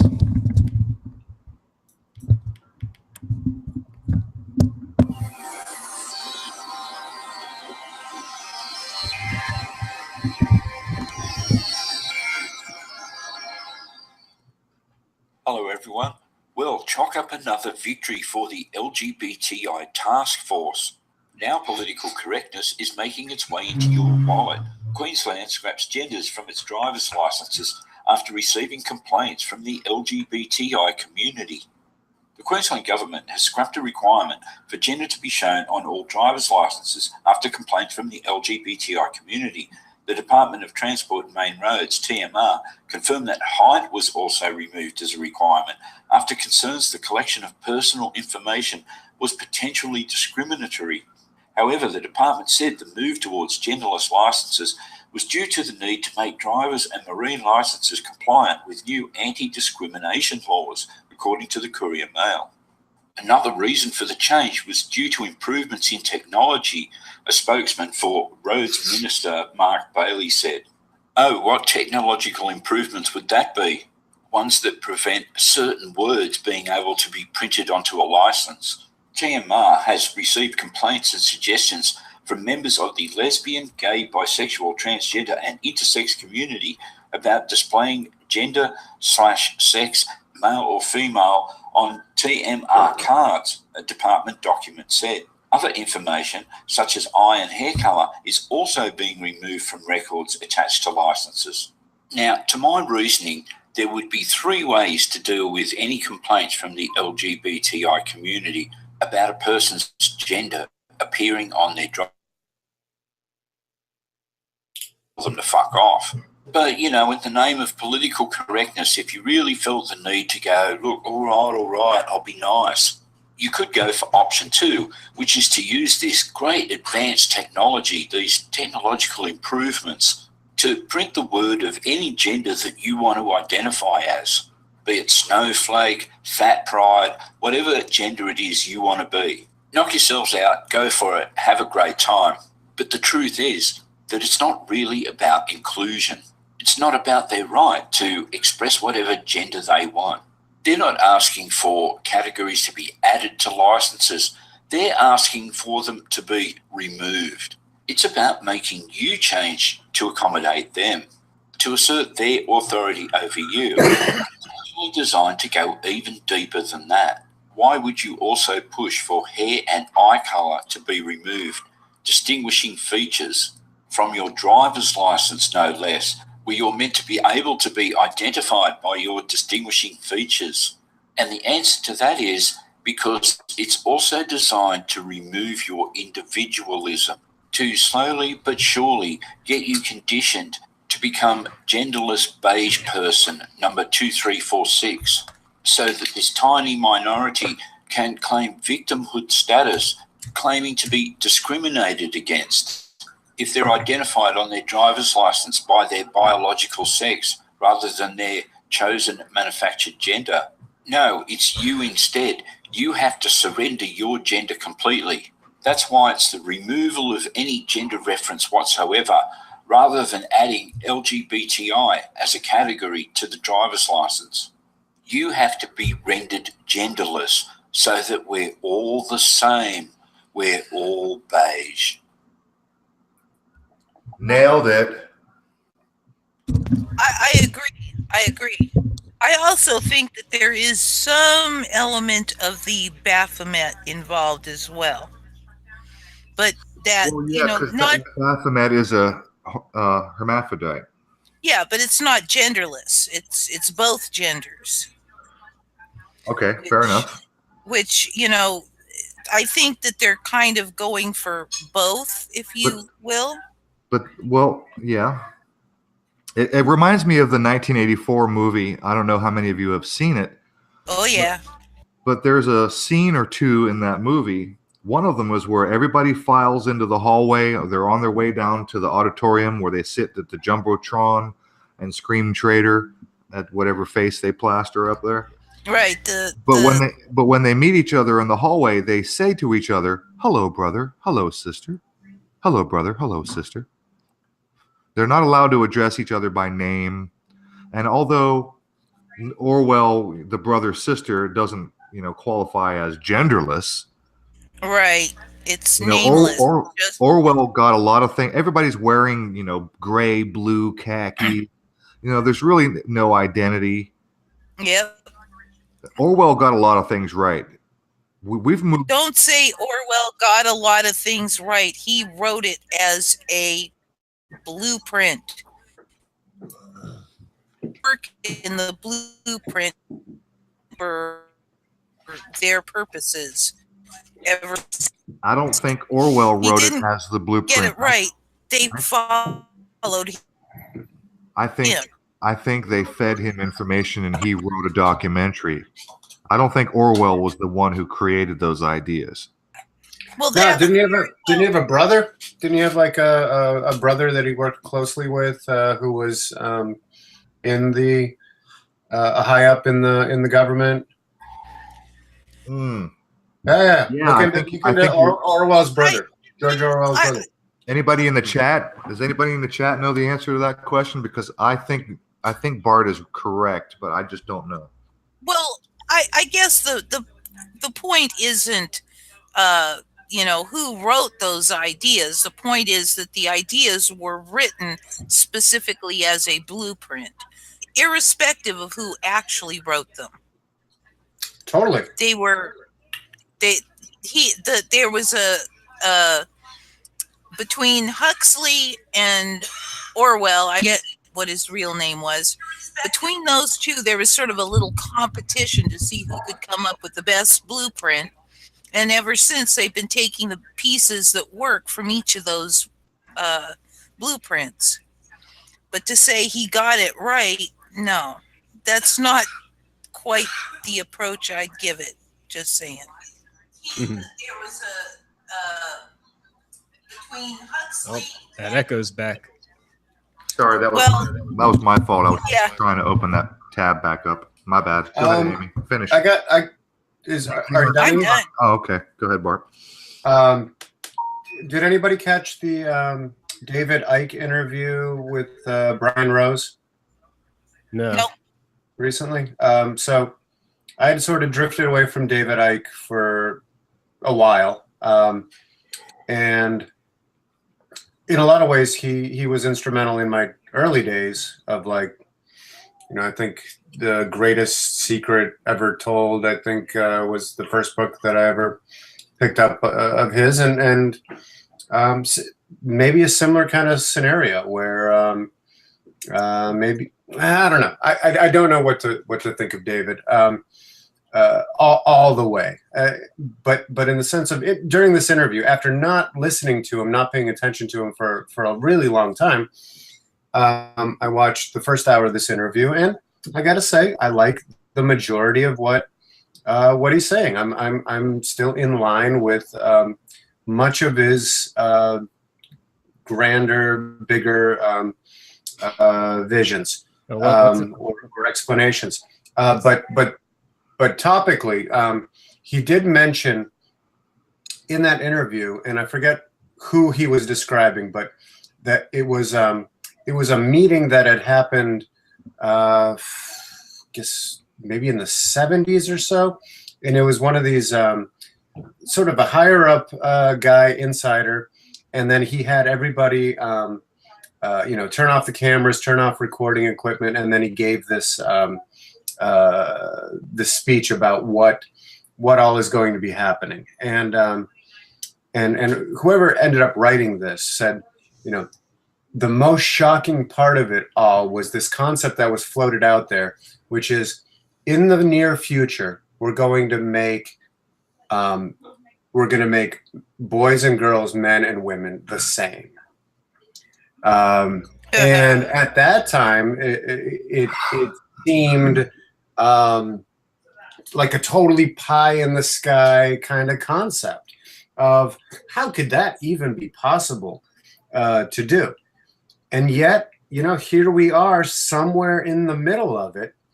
And so many people are on board and thinking that this is normal and it's okay and it's good. And then a lot of people are going, hey, hold on a minute. This doesn't seem, this doesn't seem like it's all that great. And then, of course, there's the people that are, saying this is an agenda. This is terrible that this is happening. But I just wanted to point out that idea of that it is if they were talking about this in the 70s, if the higher up controlled dominator type, social engineer type folks were talking about this specifically, then there's good reason to think that it's part of an agenda. I think I'm probably speaking, preaching to the choir here for the most part. But I was going to say, I'm pretty sure it's part of the agenda. I can't imagine it not being. Well, no, go ahead, Zach. I was wondering if there's anything else that stood out to you, Bart. What about that interview? Yeah. Yes. Did you catch it, Zach? There was the part where he was talking about another scholar. Well, about that topic or anything in the interview? No, anything in the interview. Anything? Okay. The other one thing was the concept that he's floating out there, and he's getting this from another scholar, and it's the idea that there was a radical consciousness shift around 6,000 years ago, and it was It came out of the Middle East, and it's, I don't know, you could maybe call it like the Babylonian agenda or Babylonian consciousness. And ever since then, ever since that sort of consciousness emerged, there's been a concerted effort to eradicate, genocide all native populations wherever they may exist. And I think that whole idea of native populations actually shifts as well, right? So it's not only the Native Americans that got genocided, it's not only the Aboriginals and the Maori that you know, native peoples, and then the colonizers came in, and then they started. I think it's Europe itself, right, can be thought of as a native population that was invaded from the Middle East. And it what came with it was like this Yahwehist mentality, right? As the Abrahamic Yahwist mindset, and clashed against a more sort of earth, spirit, nature-based, pagan-based, more sophisticated, grounded of the earth, in alignment with you know, earthly cycles, cosmic cycles type people, right? Who had, you know, well-developed social philosophies or societies, but this new consciousness is like very much a dominator type consciousness, and they're still in control. Like, you know, David Icke ties that in with the reptilian bloodlines. He sort of, I think he actually does a nice job of explaining what he means by that, what he means by the whole shapeshifter reptilian thing, and I've never heard him describe it better than he does it during this interview. Sorry, long-winded response. But that one was. Looks like Jux fell off. Oh, he's back. Never mind. Happened, buddy? You get kicked out? Yeah, I got kicked out. Listen, we're after 10 o'clock. Final thoughts, guys? I just wanted to point out that I have a video up that discusses the bullying and harassing I'm receiving from YouTube for having gone and picked on a video that I mirrored almost a year ago.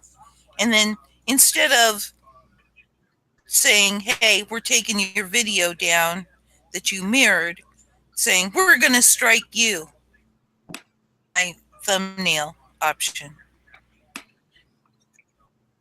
Anyway, that's my final thought.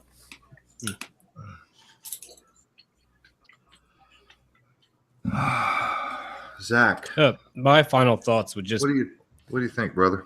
would be to you know, let's keep on analyzing these events as they happen, and but also to expect things to get better, because I believe that you know, that could have an impact on reality if we just expect it to get better. And energy can have an effect. Well, I keep expecting that we're going to hit the tipping point on a better foundation ready to emerge from. I'm working on it. And I've got a big problem with your prediction, Aaron. Oh yeah? Tell me about it. You know, I don't want to start to expect bad things to happen on certain days. And number two, that's my birthday, so come on. Oh, March. Really? March 11th is your birthday? Yeah. So are you Jewish? No. Are you Illuminati? Not that I'm aware of. Well, are you aware of the reason I call 311 as a day? Sure. Okay. Yeah. And I do appreciate that. And it is good to make predictions like that, as long as it's not a an expected thing, maybe. Yeah, I'm not anticipating. It's only something that I'm pointing to so that people can look. If it happens, I can say, "Look, there you go. I called it. Fucking hey, I was right that the symbols mean this, Yep. and I called it based on these symbols and these numbers." It was mostly numerology. It's not symbology. This is numerology. So that's all it is. It's if I'm right, it only proves that the numerology really is that kind of significant. Right, that there's something to that, and you can keep trying to make predictions like that. Yeah. So I mean, that's my big. Israel. For those who don't know, we're talking about March 11th of this year. March 11th is the 70th day of the year, and it happens to be a Sunday. It also happens to be on a full moon, and the 70th day of the year, which happens to be this year, is the 70th anniversary of Israel, and they love their numerology and they love their sevens. So, oh, and by the way, I got a note here. The celebration, the Israel celebration, is actually going to take place on May 13th through May 15th. It'll be a 70-hour. So there's your 70, and they're doing that. That's, ba-boom, bada bing. It's a 70-hour celebration in Israel because of their 70th anniversary, and it's actually called March of Nations. Yeah, very interesting. So, we're not. I think they should call it the March of 7 Dimes. Yes. It's a good one. Ba-dum-bum. All right, you guys. Oh, I didn't get to say my final thoughts. Yeah. Come on with it. We're all doomed. We're all gonna What did die. I say? I'm glad you think that's funny, Amy. Well, my final thoughts are fire. Fine. There's a fire in the hangout. Everyone, get out of here. Run, hurry. Okay, so don't trample the children on your way out, but we do love you all and thank you all for being here. Marie Kistonen, New Face, Mad Pieman, and Speculum Nish. Are you still hanging around? Oh, we love you. We love you, Nish. Cheryl Vincent and Blue Blood. Dean's Dude made an appearance. Adelaide and who else? We are free. Lord. Lady Zaga, we are free. Greatest potential. We love you guys. If you got a wrench, we love you. If I don't mention your name and you got a wrench, just consider yourself loved. Everybody's been here. Blue Blood Guitar. Allison Twist was in the house. I don't know if she's still hanging around. Oh, Big P made an appearance. So thanks, guys, for being here. Thank you for your contributions. I have taken some notes. Lady Zaga was, Sons and Daughters of Liberty. Thank you. I've been taking notes. Lady Zaga has been dropping a couple of links in the chat here, and I'm going to go check some of those out. But we want to thank everybody, especially thank you, Zach. Thank you for the amazing. Look, this dude, out of the blue, hooked up with our show early on when Ian and I got started. He believed in what we were doing, and for no reason, I didn't ask. Nobody asked. He just sent. He upgraded, and he's like, I got a microphone. Who needs it? So I didn't have one. He sent it to me. Thank you, Zach. And then later on, Zach and I met. I traveled up through Pennsylvania. He put me up. I broadcast 2 shows from his house. Beautiful human being. I love Zach to death. He's my brother to the end. And thank you, buddy. Thanks for being here, and thanks for just being who you are. You're an awesome dude. Thanks for doing what you guys do. Thanks, Bart and Amy and Aaron. Yeah. It was nice to have you with us, Zach. All right, you guys. We're out of here. Everybody take care. Much love. Everybody be good to each other, and pick up your trash. See you guys later. Yep. Pick up your trash. Love always. Good night. Oh, shoot. I got to get the outro going. Damn it, Bart. I'm going to have to fire that son of a bitch again. They're going to have to fire him. All right.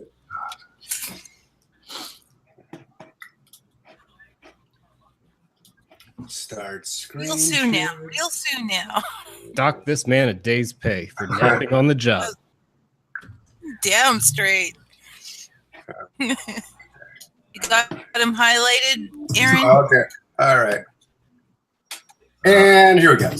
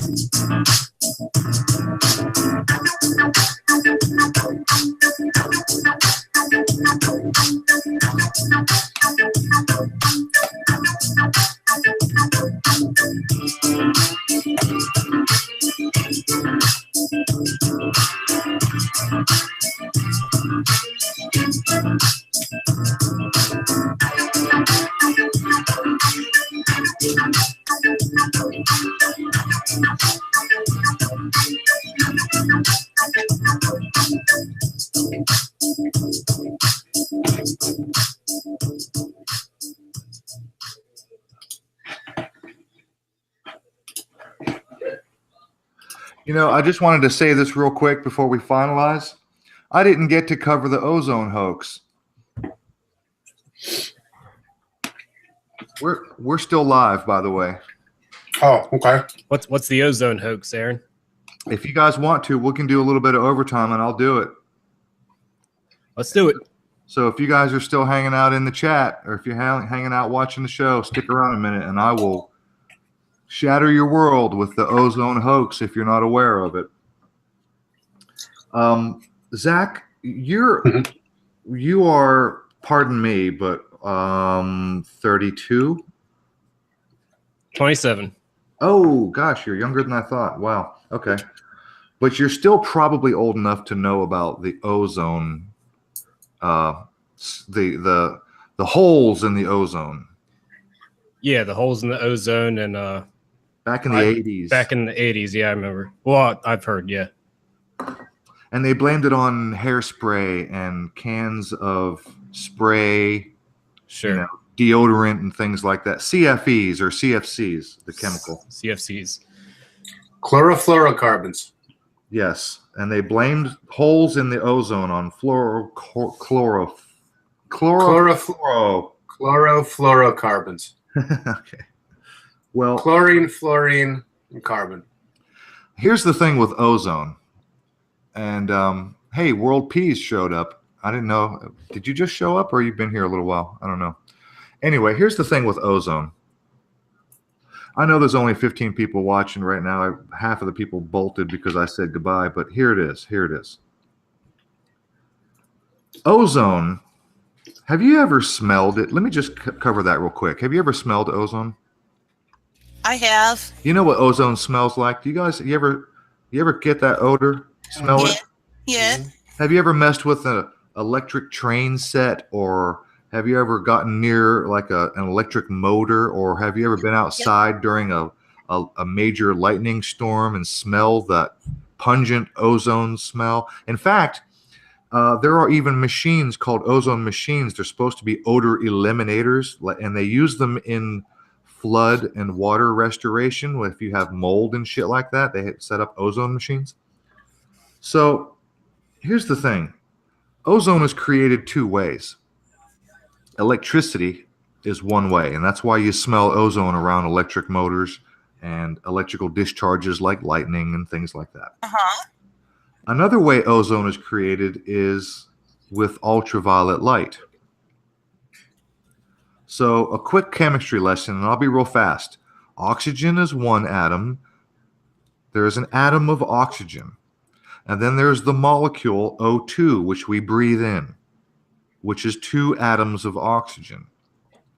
And for those who don't know, ozone is three atoms of oxygen. Ozone is O3. So Right. when electricity passes through an oxygen molecule, it splits them apart, creating an ion. So you have two free oxygen atoms floating around, and they have a tendency to stick to each other, and they will typically stick to an oxygen molecule, creating an O3 molecule. That is ozone. Okay? Mhm. Now, we've been told that there are holes in our ozone layer. First and foremost, there's no such thing as an ozone layer. Right. I was going to say, first we were told that there is an ozone layer. Then we were told there's a hole in it. There is no such thing as an ozone layer, because ozone exists here on the ground. I can smell it. Ozone exists Yep. 100 feet in the air, 1 mile in the air, all the way up to the top of the atmosphere.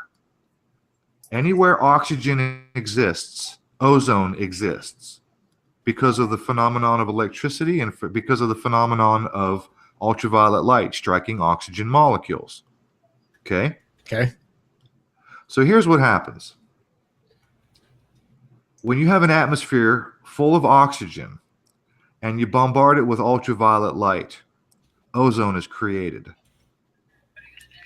Okay? Right. Okay. Because ultraviolet light hits oxygen molecules, creating oxygen ions, which stick to each other, creating ozone. So they've told us for years, decades, they told us that the ozone layer protects us from ultraviolet light. That's a complete lie. Ozone doesn't protect us from ultraviolet light. Oxygen does. Mm-hmm. And then they told us that we have holes in our ozone, and it's our fault because we're spraying deodorant, pressurized deodorant, and hairspray and air fresheners and whatnot. Yeah. It's our fault. We're using too much of this wrong chemical. Our fault. Your fault, you bastards. So here's the thing. Does anybody remember where the ozone holes were? Where were they? Do you remember seeing pictures or Wasn't it at around the poles? Yeah. Yes, they were. Thank you. Yeah. Anywhere else? I think that I heard that there was Oh, I don't remember where, but they said there was a hole over someplace. Okay. Well, they either lied or you heard wrong. Well, yeah. The holes in our by the way, we have a Story of my life. we have a ozonosphere, which is nothing more than an area in the high atmosphere where you can detect a higher level of ozone. Okay, technically it's a layer. It surrounds the whole Earth. It's an ozonosphere. And so in one sense, there's no real ozone layer because ozone exists throughout the entire atmosphere, but it is thicker and more detectable. Yeah, it's more ozone. It's more of like an ozone layer. It's kind of ozony up there. Yeah. Except for where there's less sunlight. Is that what you're getting at? So naturally there would be less. Yes. Because what happens? We live in a globe And for all you flat earthers out there, I'm sorry, we're going to have to go there. We live on a globe. Yes, we do. And it tilts. And when we have our seasons because of the 23.5 degree tilt. So when it's summer in the northern hemisphere, the Antarctic pole receives little to no sunlight. And during our northern hemisphere winter, the northern pole, the Arctic Circle, receives little to no light. Yes? Yeah. Everybody agree? Yep. Everybody's on page. Okay. Well, when you have an area, particularly around the poles, that's not receiving sunlight because it's in winter and it's not receiving enough light, ultraviolet light, to strike oxygen molecules to create the ozone. This is why we have holes at the poles. Did you know that we're still live? I know that we're still live. Yeah. Oh, okay. I didn't realize we were. It occurred to me at the last second that I didn't get to cover my ozone hoax. Okay, got it. I really wanted to spend more time, and I'm just going to wrap this up. I want to make it short because I know we're in overtime. But I just want to make it very clear to anybody who thought for one moment that it was your fault that the holes in the ozone were because you were spraying too much compressed deodorant and hairspray. It's complete fucking bullshit. Oh, that's where you're going with that. Okay. Phew. I'm half joking, but what comes to mind for me is maybe the whole ozone layer thing was the beta run for the global warming hoax. It was the Sure. first. It was one of the first steps towards world government, because we're talking about an entire global problem, and the only people that can solve global problems is global government. Hey. Yep. So, predictably, every single year, Yep. the ozone holes that they say are holes appear around the poles and wintertime every single year. And by the way, it's 2018. When was the last time you heard anybody talk about the holes in the ozone? Oh, it's been a while. 10 That's years, been- 12 years. It's been about 35 years that I can For think you. of. I seem to recall a really smart guy bringing it. Oh, it was me. I brought it up just to make that very point of when was the last time you heard about the ozone layer. So during one of our shows, I did mention it, and therefore it's been mentioned recently. Oh, okay. Well, I'm glad we have such smart people on the panel.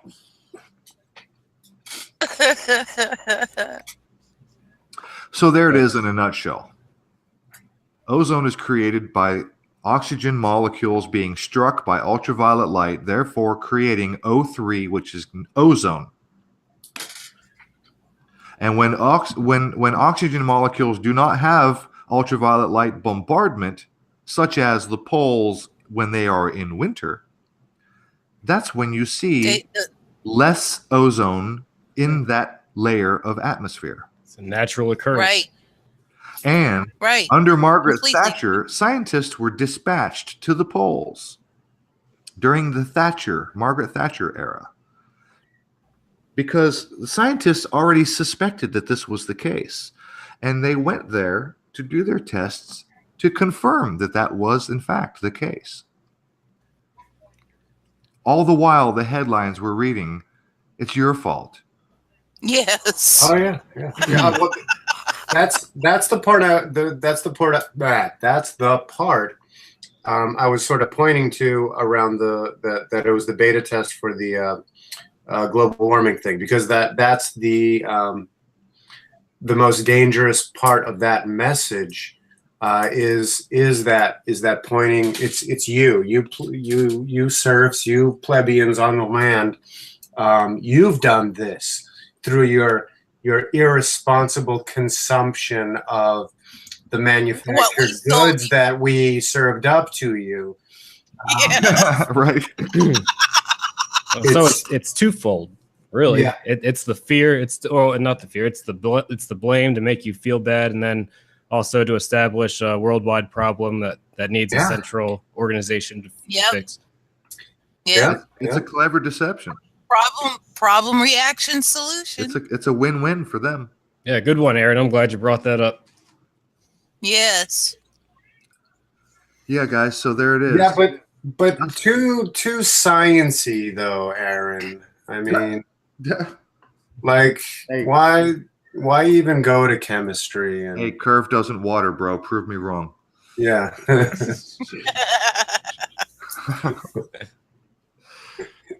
All right, so there it is. I had ozone in the title. I had strawberry ozone layer fields forever, and I wanted to make sure to get my ozone hoax discussion in there. Get your ozone Otherwise, on. I was going to have to edit the title and shit. So, And we wouldn't want to do that. But no, actually, I'm glad you. oh, Bella made an appearance. Hi, honey. Hey, Bella. Oh, Hey, Bella. All right, y'all. What's up? Well, I'm gonna skedoodle. I don't have to do the outro again, do I? Well, no, I guess I'll let you off the hook since you're so shitty at it anyway. I was good at it this time. Oh, I got it. See how quickly I got it up once I realized it was time to get the outro? Oh, it's Well, like, bada bing, bada boom. Let's just do it a cappella. I think we did it. We had to do it a cappella a little Yeah, while we did. back. Yeah, we did. Because the sound wouldn't come on, and then Yeah, we did it a cappella. We did. yes, we did. it was glorious. All right, you guys. It's 10:30, so I got my ozone talk. I got my ozone on, and I feel better now. So there it is. Bella, I'm glad to see you made it. Love you, honey, and everybody else. Thanks for sticking around. Allison Twist, especially. Allison, I owe you an email response, and I've been putting it off, and I apologize. I will respond to that email. And other than that, final thoughts, and then we're out of here, guys. I thought we did final thoughts. I'm giving you one more chance. All right, final thoughts, guys. Make sure you're taking your quality multivitamins and drinking some quality water. Distilled water. Distilled water. Don't be eating that pork. Pork. Did you just say don't eat pork? Pork. You are a freaking Jew. I knew it. There's reasons. Hey, man, I'm a Jew, and I like me some pork. All right, you guys. Anything else? I'm out of here. I'm shutting it down. Okay. Love always. Love always. always. Zach, Bart, Amy, and everybody in the chat. We love you. Talk to you guys next week. Good night, all you kooky kids. Good night. All right. See you guys. Bye.